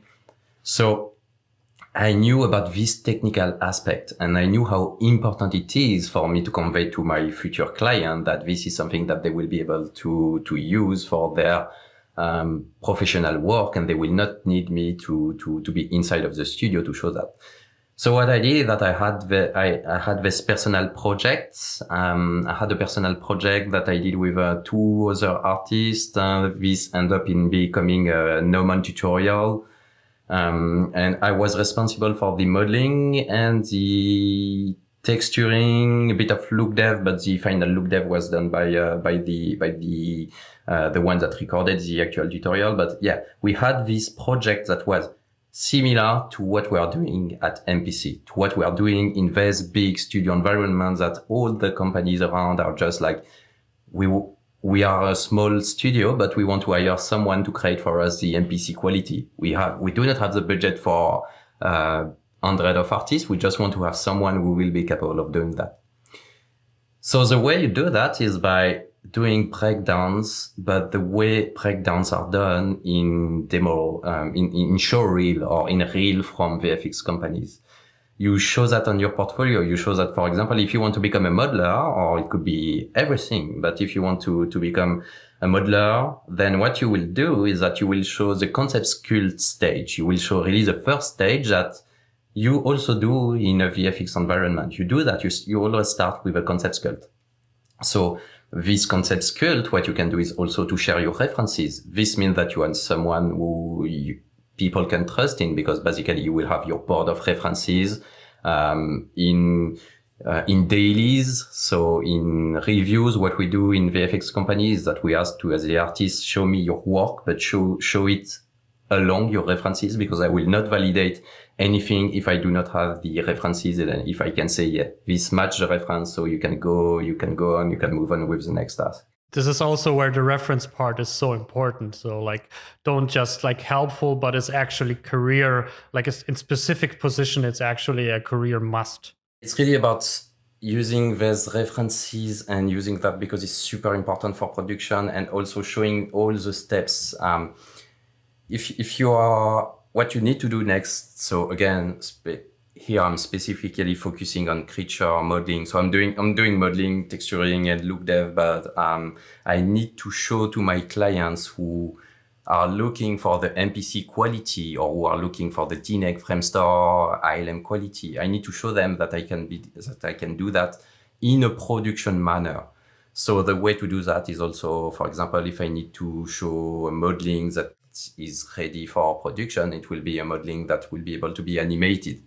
So what I'm doing is that I'm trying to identify what I had to do when I was at MPC or when I was at DNEG, and what I had to do is that I had to do what we call a bind pose. Bind pose is basically a neutral pose for your creature that you did before, for your sculpt. You need to make sure that this bind pose is neutral enough, so it will be able to be deformed in a lot of way. It will be able to walk, it will be able to run, but it will start from a neutral pose. So I'm showing that also on my portfolio. Then I'm showing the topology, because topology is a way to convey your client that you are capable of doing the technical path for your work.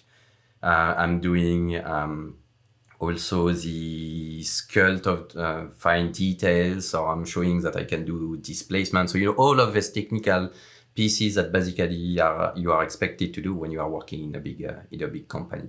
So yeah, that's something that you need to do when you are, let's say, a freelancer, or when you want to find work. You need to show that you can do work that is as good as it were if you were in a big production environment. That's something that I found was super important. That's something that I did on a lot of my project, on my portfolio.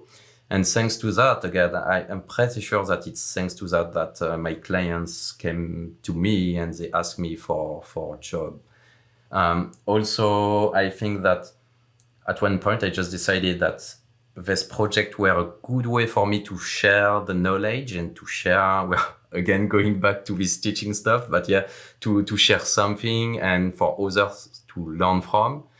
So what I did is that I also did some tutorials for that. And doing tutorials is a way to find not only an income. Here I'm not speaking about money, but more like an income as someone who is sharing production quality stuff to other artists who will learn from it. So I don't know if there is an artist who just look at one of my tutorial, then let's say this artist is working at ILM DNEG, which is something that happened actually for me. I had an artist who was working at DNEG. So I think Scott Denton is a good friend, and he was about to work for DNEG. And I think that probably he knew me from my work and from the tutorial I was sharing online. And he was able to recommend my application to DNEG. And then DNEG had an interview with me. It went really well. We were able to work together. And then when I was there, I kept looking at sharing with other artists and at exchanging knowledge with them. So yeah, you can do tutorials, because tutorials is a way also of opening yourself and showing that you are doing stuff that can be embedded into a production environment. So yeah, everything should be focused about the end goal, basically. You need to be, again, we are going back to that, being clear-sighted about what you want to do in the end. And in the end, for me, before, it was more like working in a production environment, working on the next Godzilla. How is the next Godzilla done? I learned how it's done. Then I did my really small version or really personal version of Godzilla, which was a T-Rex. Then with this T-Rex, I showed all the steps. I showed all the breakdown on my portfolio.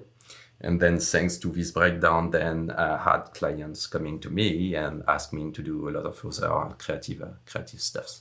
Basically, you mean tutorials more in a way of a reference, like your skill references, less in a way of like becoming a teacher or something like that. I think that's kind of important to understand. It's like, okay, of course, in a way you teach maybe someone, but it is in a way also a little bit of breaking down your workflow, which, if someone is interested in you, will be the best way. A breakdown, to be honest, I cannot see breakdowns for movies anymore. They're the boringest thing ever. Like if you saw like 10, you basically know all these boring layers. And I mean, like, who's interested in the texture layer? It looks flat, or the 7 million color layers or something like that.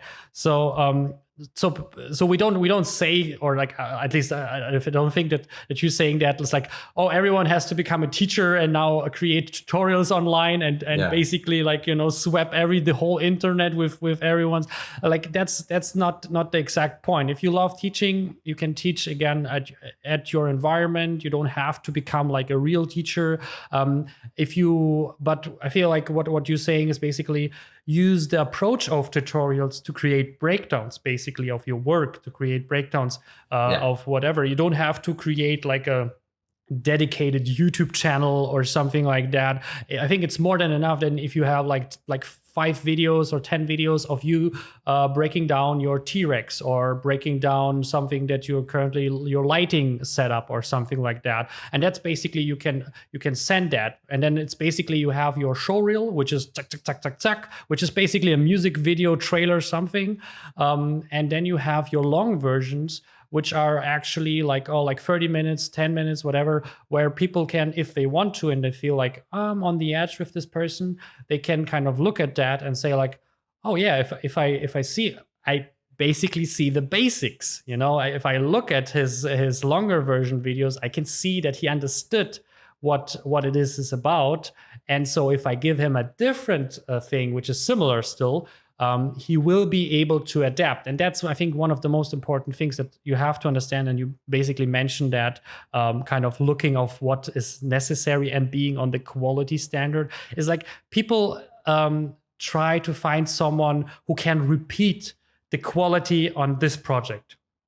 So basically, if you can prove them that you did Godzilla and they do Godzilla 2, perfect. If it's not so easy sometimes, if you do a T-Rex and they want to build someone for Godzilla, already very close enough. So it is actually this kind of thing is be as close as possible. And I think that's what I hear basically from you is like, give the people opportunity to see your basics, to understand how far you can do, not just like one frame or a turntable or something, but literally give them an insight of your skills so they can understand, oh yeah, I understand what's going on and this is how long it took or whatever. So I feel like opening a little bit the making of door kind of, I think is a good approach of doing that. And something happened to me, like I had a situation where people hired me because of my open source pipeline Plex, because I have a YouTube channel and teach people how to script or whatever. It's the weirdest thing if people come to you and you get hired somewhere and people come to you, I watch your YouTube videos.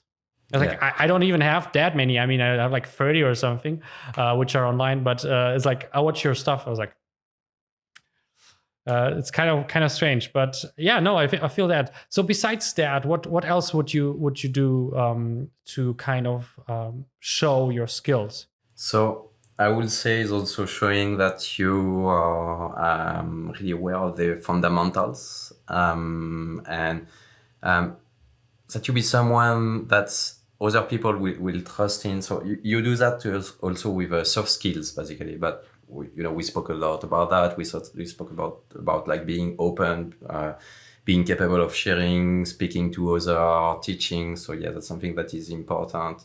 But I think we do not amplify enough the fact that if you do not practice this enough, then you will not be capable of achieving your goal. So what I want to say by that is that, for example, if you want to become someone who will be super competent in one specialty, then you need to go on LinkedIn and you need to show that you can be this person, or that you can be the one that people will trust. This is kind of a soft skill about communication, you need to learn to speak to people about your specialty. You need to have the good vocabulary so you can understand other artists in a production environment, or you can share with them. You basically have to get known for something. I mean, that's a little bit like, I always call it a little bit branding. I don't like this word anymore, but it's actually a thing. I mean, basically, if I think of you, Gael, I was like creature modeler. That's the thing that pops to my mind. So if I want a creature modeler, I will come to you. If people talk about me, it's like it should be technical directing, because that's something where it's plastered all over. No one will start to hire me as a compositor. It wouldn't make sense because there's no connection to that. But that's the thing. It's kind of a little bit like having a goal and clearly show what your goal is. That's one of the things I actually have to discuss the most when I talk with people, with clients, for example, about like how to update their application is like, you are unclear what you are. I'm not sure what for I should hire you. It's not very clear. You're a generalist. Okay, but for what? Like, is there something like that I'm hiring you? Because the broader you are, the harder people have to decide, should I hire this guy or this guy? Or I mean, they're all the same. I don't know. So yeah, your identity is something that is super important, because you're defining yourself. And if you really understand what you're defining, if you really understand what are your goals, what you want to achieve, then you can start feeling free, you can start feeling empowered, you can start really go in the direction you want to go. So for me, it was Creature, and I always knew, so I discovered after MPC and after speaking with Brandon when he gave me this advice, that this was something that was possible. So I kept focusing on doing that. I kept focusing on becoming better and doing that. So this defined my identity. What is my identity? You just told it. My identity is a creature modeler or anatomy specialist. So this is my identity, and I want people to know that. I want people to be aware that they can trust me for that. You want people to hire you for that because that's what you like to do. I want people to hire me for that, and that's just this positive circle, you know, this snowball keep falling, and then you just having this positive attitude into production because you are happy about what you are doing. And if you are happy about what you are doing, you do it good. You do it good so it's good for everyone. It's good for your client because your client will have a good product. It will be good for you because you will have a good reel, or you will have a good portfolio. You will have some beautiful pieces to share, and you will be happy to share them. So if you are happy to share them, then you want to keep becoming even better at doing that, or you want to keep doing it actually. And this is just this positive circle. And the problem is when you fall into something that can become really negative, or that can become something like you do not want to be in, a situation you do not want to be in. Like at one point, if you feel that you are starting to compromise yourself, or if you feel that, and you need to be able to change, I've always wanted to become someone who work on Godzilla, work on big creature, but at one point it becomes something different. It becomes more like I want to be someone who will share love and awareness for anatomy in general, not only for human, but anatomy in creature, diversity in animal. It's because I felt that working in the entertainment industry for so long, it kind of started to compromise something I learned. And I had to, it was a lot of questions, basically. It was me like trying to understand a new way of working, a new way of exchanging with my client, new way of doing something, focusing on something that was even more specialized than it was at the beginning. When you say creatures in entertainment, it can be anything. Creature can even be a robot. Creature can be a dog. A creature can be a cat. A creature can be a dragon, or something that an alien creature. But for me, it was more about like, okay, I learned that the fundamental behind all of these things is anatomy. And this fundamental is something that in fact is important, but not only for 3D, not only for entertainment. It's something that is important in the more general awareness, I will say, of humanity. We are speaking about really big ideas here, but yeah, something that can be important for respect between species, respect between others, general respect, basically. So I become even more specialized. I went more into this deep niche about animals, and I started to do écorchés. Écorchés is basically you doing a model of an animal, stripping the skin out, but in an ethical way. So you can see all the muscle. You can use this project to teach others, and the others will be able to understand what is happening deep inside of the body, and they will be able to compare that to something that exists. So yeah, you do not want to compromise yourself too much. So you need to understand everything that is happening when you are working. You need to understand that at one point, okay, we are doing 3D for entertainment, but what it means is that you are working for a client, so you do not have total freedom of what you are doing. What it means is that you are just doing repetitive stuff, and sometimes you are doing technical stuff for someone, and you will not be pleased with it, but that's the way the industry is working. And if you feel you are not at your place anymore, then it's okay to want to change, or to be open to other other specialties, or not only specialties in the way I'm speaking about on a production environment, but to change totally, to go in a new job or something that doesn't have to do anything with entertainment. And that's something that kind of happened to me. So not exactly, but it's kind of similar. So what I'm doing with Facebook, for example. So I know that a lot of people are asking me, oh yeah, you're working at Facebook. So are they doing VFX now? I was wondering, how is that connected to what you did before? So yeah, it's something different, and I'm super happy. I'm super proud about it. Is because I went from computer graphics, which is basically using a machine to create images or to create something for entertainment most of the time, to computer vision. So it's another speciality. It's something that is more about like the computer vision. You can think about it like the way a machine will see a real world and understand it. And I had this opportunity of working with Facebook because they asked me to do what I'm doing the best, which is doing animals, doing modeling of animals. But in order to be able to develop AI, in order to be able to develop things that we do not even know if they will be useful at one point or if they work, we are just doing, we are doing R&D. And I fall in love with that because basically you are just like using your knowledge of fundamentals to something that has a greater purpose, I will say, to something that is not entirely here for entertainment. Entertainment, again, is really budgeted. It's really something that's work in this kind of place where you have the client come to you, and the client is expecting a precise thing out of your toolbox.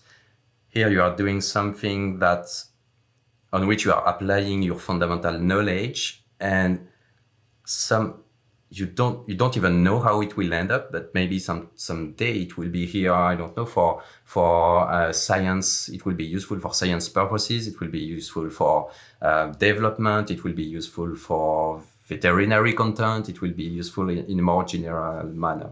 And that's something that I found was really important to say, that you do not need to say, this is my end goal, and when you reach it, you just feel totally empty, or you do not need to say, I know exactly what I will be doing. There is nothing else that can happen in my life. No, you just have to try to go to your goal, and then if something else happen in your road, then you will just open about it, and you left it to happen in your life, and you just try to make things work so you can feel happy. And sometimes you can switch focus, and it's okay. It's not a problem at all. And we spoke about people that are really specialized and that are focusing on like the master plan they have, so they can just go in this precise direction they have at the beginning of their career or even before. But there are also people who don't really know what they want to do, but they know that they love cinema, they know that they love creative process, creative stuff.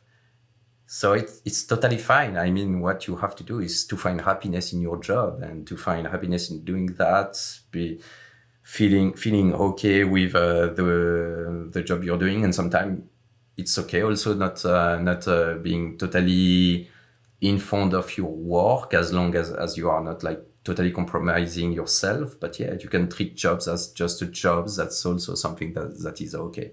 We are people that can be super passionate about what we are doing, because we are doing creative stuff. You are pipe TD, right? So being a pipe TD also means that you need to be super precise in your approach, but it doesn't mean that you are not a creative. And a lot of people are creative, and most of the time when people are creative, they're just so passionate about that they forget that the rest of the world exists. But it exists, and we can be okay with that. Yeah, I feel like this is one of the biggest issues in our industry, is the identification with the work. Yeah. As I mean, I know that especially, for example, 2D artist is the same. You identify yourself, your worth with your work. That's why you end up like overworking, overtime, like getting all these negative situations where you get like used, unpaid overtime, whatever, and burn yourself out, because you feel like your only worth is this specialty or this skill or working at this position. And I think that's something that this is something you have to go through. I feel like everyone goes through that, like especially in a job where you need to have a certain amount of skills and passion to even like persist enough. I think you go through the phases. Some people are faster with that. Some people maybe never learn. But actually, everyone has this situation basically where he has to decide, how important is this for me? Actually, how much of my self-worth is that? Do I really want to continue? I mean, or is it because that's the only thing I can actually do and I get hired for? And this is like, I think, the hardest step, because the longer you do, you get specialized to one, and then suddenly say, you know what? I'm not a TD anymore. I'm a podcaster. or a YouTuber or something like that. Or you know what? I'm not a creature modeler or something like that. I'm now working for Facebook and maybe doing anatomy or something like that. Or maybe completely different. Who knows? It's a super hard step, but I feel like it is also a form of maturity, because it shows that you understand that your skills are still there. Even if they're completely in a different direction, you can still very fast switch to something else. Like, you can become a producer or whatever, if that's something you want, fast, because you all have all the skills from your supervising, from your how you approach your specials career. And I think that's something people forget, is kind of, you already have created a worth, and just because you switch lanes or decide a different path doesn't mean the worth is going away. You still have all of this. Maybe you have to spend more work again, but you still created something. And that's something that's, for example, also like Eugenie said, when she switched careers, is kind of you should always, if you get bored with something, don't continue. Just look at what you really like, what you're passionate about, and then correct your path a little bit and continue this way. And I think every 10 years max, we will get bored with it, and it doesn't mean you have to change completely, but I would say after 5 to 10 years, you don't want to do this exact thing anymore. You want to at least have a little bit of maybe a lead or supervising management role, or I don't know, maybe suddenly robots or whatever. There is some change. You cannot do the same thing for more than 5 to 10 years. After that, you kind of get numb, I would say. And I think that's something I hear from you, and I think it's crucial. And I think it's also, again, just to understand, just because you have a plan, and you should have a strong plan. Shouldn't be maybe I will become blah, blah, blah. It's good if you have a strong plan. But the moment you achieve that, you have to reflect. You cannot just I'm now at Google, I'm now at ILM, I'm now at Weta. Now I achieved everything. Now I'm in autopilot, and then 2 years later you're super unhappy because stressful, it's boring and stuff like that. So you still have to reflect and create a new plan every time, and every few months or year you have to kind of reflect. Is that fun? Is that what I like? Or do I have to adjust the elements of that, So I think that's a fantastic point that you just basically said. Thank you. So basically, at the end of the show, we like to wrap up everything, especially for people who are just starting out, learning the ropes. And I mean, we already talked about a lot of tips and tricks in a way. We also learned your way, but you also explained what you can do. We will talk about the fundamentals, doing references, creating something like a tutorial for your work, and so on. But it would be also cool to kind of summarize that into basic bullet point questions. So let me give you some kind of small question, and you just give us your impression what you would do in this for that specific thing. So, for example, first one would be, what was the most important decision in your career? I think that's something where you're okay, what was the pivot that made the difference here? So I think that let's say the first most important decision in my career was to focus on what I wanted to do, and was to focus on doing MPC work, MPC kind of work, let's say. Because this defined everything. This defined my vision of what I wanted to do and how I should do it. That's I think that the first biggest decision I took in my career, and this was something that worked really well for me. Let's say you just finished, for example, RTFX or another school or another university.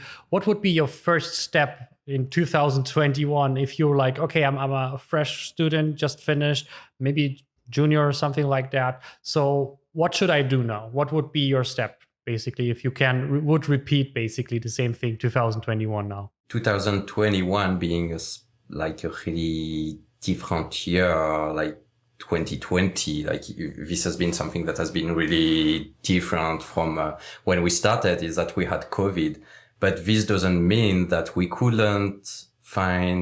students couldn't find way of finding jobs. And actually this was the other way around, where young artists were capable of working for really big companies, but from where they were studying, which is south of France, which is, I'm speaking about like students from artifics, but from everywhere basically. And this is because they are capable of showing their work in a professional manner on their portfolio, and they can send that directly to companies. So I will say focus on that. Show a professional approach to work on your portfolio so you can find jobs and you can be someone relevant for the job. So would you do anything different if you look back on your career to make your life easier, like career easier? Yeah. That's a big question. I'm not sure I would make anything different. I know that soon kind of arrogant to say that, but or too bold, or I don't know. But if I will do something different, I don't know. I think I learned so many things, and I'm so happy with the time I took to learn all of this thing. And I'm so happy that I've been able to train them, to make sure that they are part of my life and that they are part of my approach of work, that I don't feel I will make things different. I just wish I could maybe, I don't know, focus more sometime, or being really focusing on my end goal more often than I am sometimes. But yeah, I don't know. I think that things worked really well for me, and I took the only time I could take actually to learn these things. So I couldn't have learned things quicker. I couldn't have learned things easier. They had to take this time to make it to my brain so they become more natural. So yeah. Yeah, I mean, that's fine. It's fine. I mean, that's also, I think, again, we talked about maturity. Is like, it's also part of maturity is accepting like your decisions. You know, it's like, okay, whatever I did, I like with the knowledge I had at that time, that was the best decision I could. Sometimes you don't do it, you do it and regret it, and that's something where you start to regret. But if you think back at this moment in time and you kind of like, you know, you did what you thought was best. You know, I think that's the most important thing. I think this doesn't mean that I did everything perfect. There were a lot of errors, and there were errors in communication. There were errors in production or in technique, or there were errors. But I'm happy of these mistakes. I'm happy that they happened because they helped me to become better and to understand things. If I hadn't done these mistakes along the way, then I wouldn't have been capable of identifying them as errors. So yeah, that's being like having a lot of self-awareness, I think, is super important. So folks, the tip here is actually like the path is not always straightforward. It's always like embrace the curves in your path and basically accept that it will not go your way, as long, again, time management is correct. You know, don't stand too long in muddy water and bad decisions. Just move on, fail faster. See your time management, and then you even like all the problems or mistakes that you did, you will forget because they were like teeny tiny in the whole scale of things. You're literally like, I don't remember. Maybe I did some mistakes. I don't know, kind of situation. It's a great tip. Any tips for aspiring modelers or creator sculptors? Again, we said it multiple times during the interview, anatomy. Anatomy, I have so many students coming to me and just showing me their work as the stage it is. So what I want to say by that is that basically, so I have this super specific workflow that make me someone that people are, I think, inspired by, or people want to work with it. That basically, when I need to do a creature, what I'm doing is that I'm starting with the inside. Mm-hmm. I'm really starting with the inside. I'm starting with the bones. Then I'm adding the muscles on top. I have this organic approach of modeling. And a lot of students are coming to me and they are just showing me the end picture. They are just showing me the final creature with the skin, with the sculpt. And you can definitely tell that something isn't working, and that what is not working, that they do not take time to actually think about the fundamentals. They do not try to understand, or they do not force themselves to understand that anatomy start by the structure. It start by the most basic thing. It start by the inside. It start by a structure, and the structure is the bone, the skeletal system. And then what you have next are the muscles. Then, what you have next is the fat. What you have next is the skin. On top of the skin, you may have scales, you may have hair, you may have skin pores. But you really need to have this organic approach. You need to understand things deeply. The more time you spend at the beginning doing that, later you will see that this time has been earned. You can pretend to higher rank jobs easier. You feel more confident in designing. You feel more creative because you know this space, so you can expand and you can expand boundaries. So yeah, I will say that focus on the inside, focus on the support, the base of anatomy, then level your learning curve, make sure that you add the different layers on top of everything, that you really push yourself into, not having just a superficial understanding. And if you want to learn the how, just pay for Gael's masterclass in anatomy.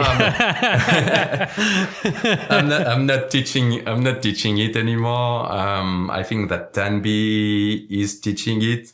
I had to split ways with CG Master Academy at one point, but they are still using my course. Okay, so it's still there, so you can still learn from it. Okay. But worst case, yeah, go to the source. Like just we will blend in Gael's personal email address, his phone number, and if you have specific questions, you can just call him. No, but speaking about the CGMA class, so I'm not teaching it anymore, but the course is still active on the CGMA website. So at one point, I just wanted to focus a bit more on my personal life and on working on different projects for production, so I could become better if I'm going back at one point into teaching. But yeah, this was the goal. So I just stopped teaching at CGMA, but again, they are using my course, so the recorded content is still there.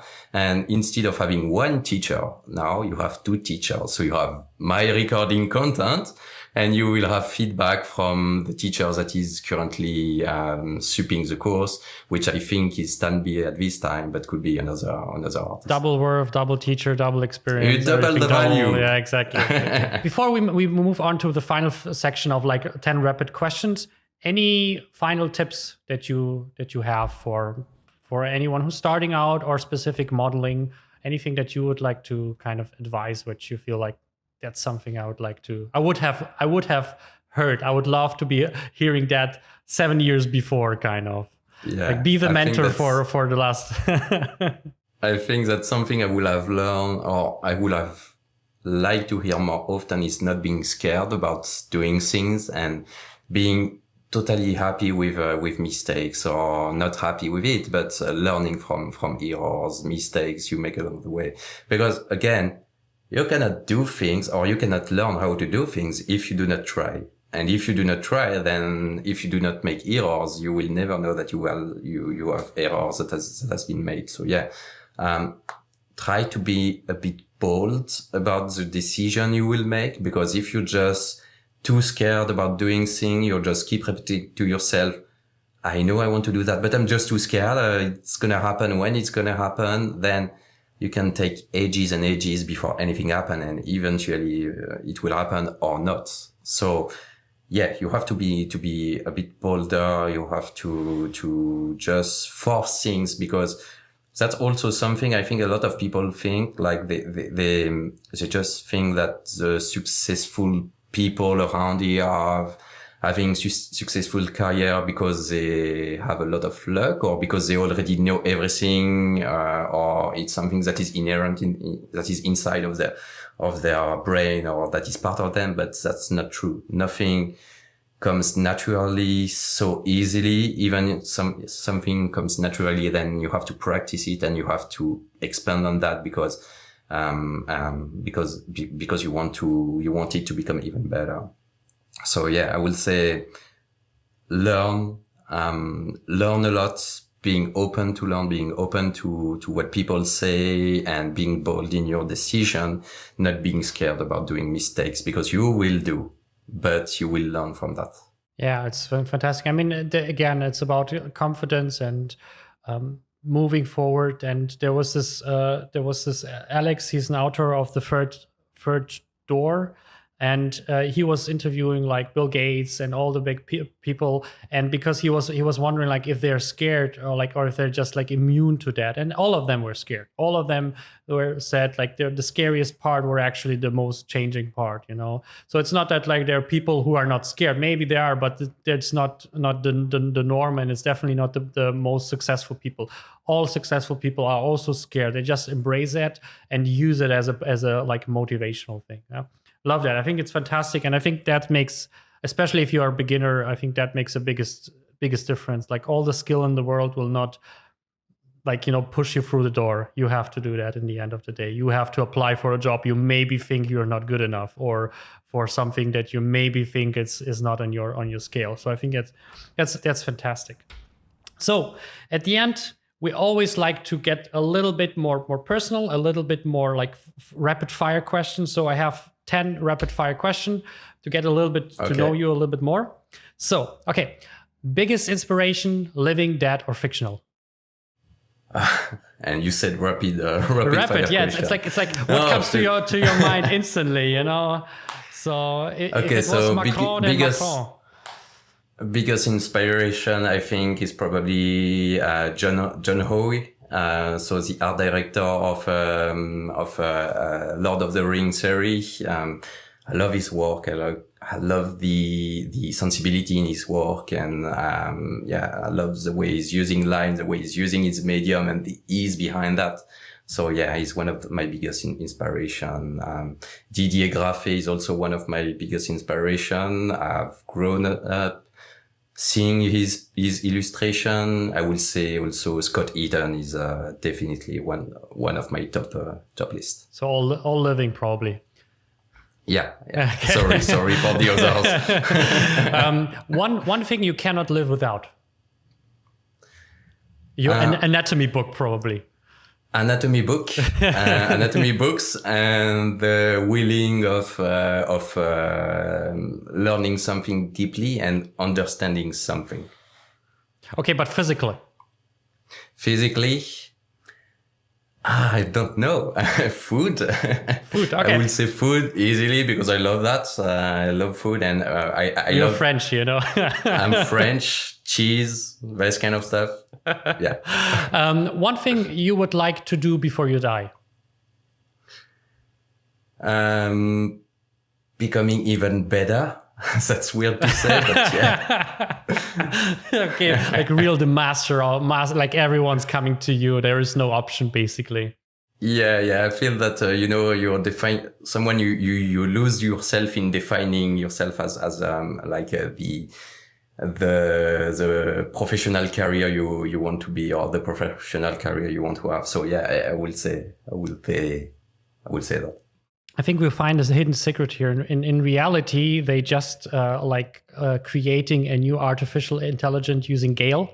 And so he will live forever and become this super being of mastermind. And that's basically the hint here. So if we, in some years, we will see something like that, I said it first. What's your hidden talent? Oh man, I told you this is the hardest question for a lot of people. Yeah, my hidden talent, I don't know. I do not have any. I'm really trying to be what I want to be, and so everything is like pretty open. I think overthinking things. Let's say that. Overthinking things. That doesn't sound like a talent, to be honest. I know, but I think again, trying to understand things really, really deeply and having my way of thinking about things is probably let's say a hidden talent. What alternative career would you aspire if it wouldn't be creature modeler? So I think that's probably becoming a veterinarian or surgeon or something like that, still related to anatomy. But to me, Makes that's sense. something that has a meaning, that really has a deep meaning, and that is human. So yeah. Like Dr. Gael is coming. Favorite place to live? London. London. Really?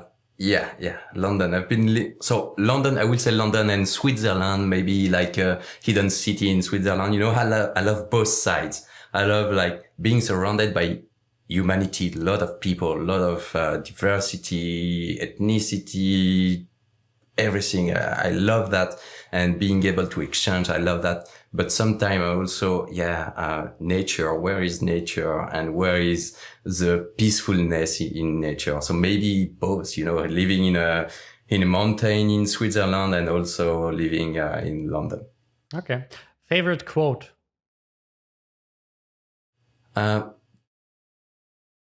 I think that's a quote from Andrew Cross, something that he said during the Zebra Summit 2015 or 2014, I think, when he was here on stage and showing everything, showing a lot of tips about anatomy.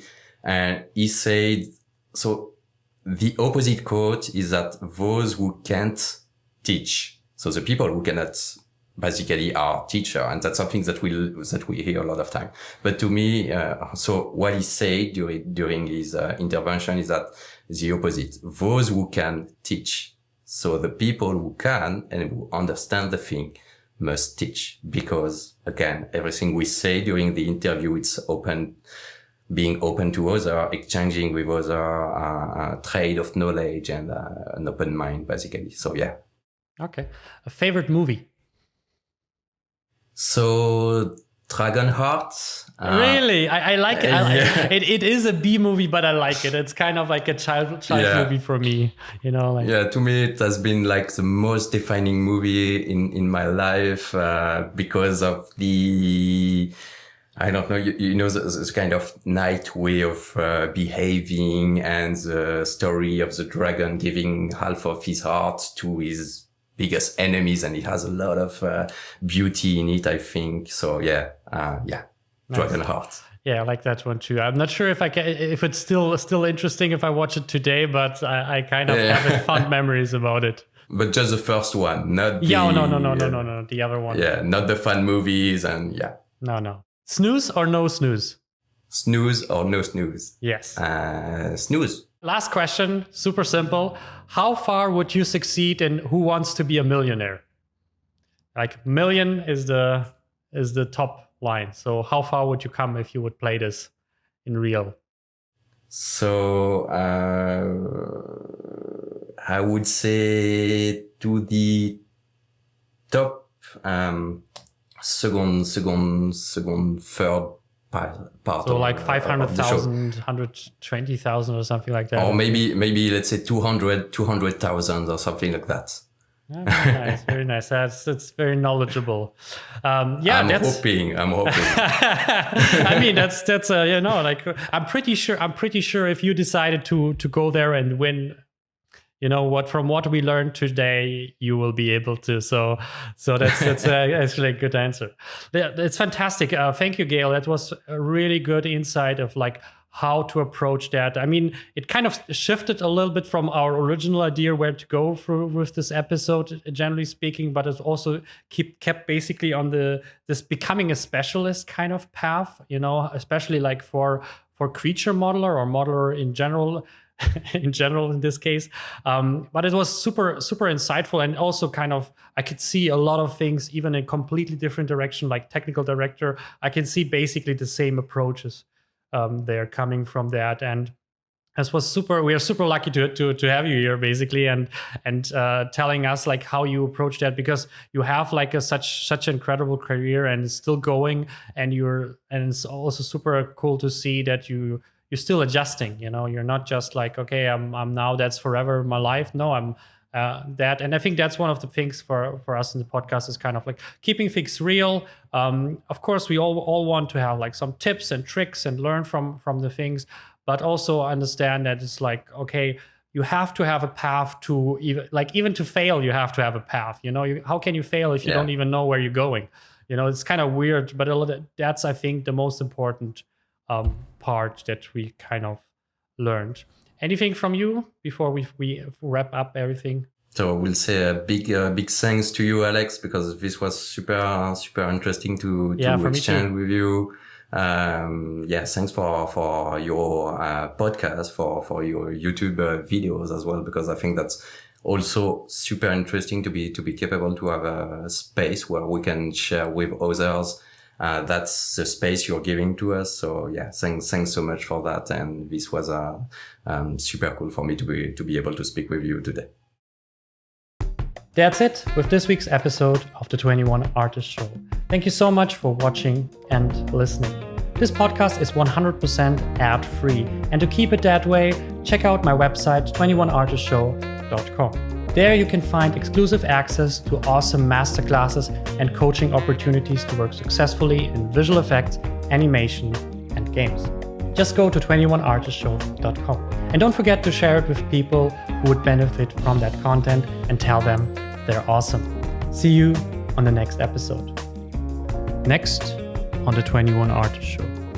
I was in one of the kitchens, and just because at lunchtime there's a lot of people at the same time having lunch, at least when we used to be in the office. And I was watching one of the runners hand washing dishes because the dishwashers were already full and running, and you know what I mean? They were trying to keep up with the demand for forks or something like that. And I was just standing there watching, and I'm like, I don't think she came here to wash forks.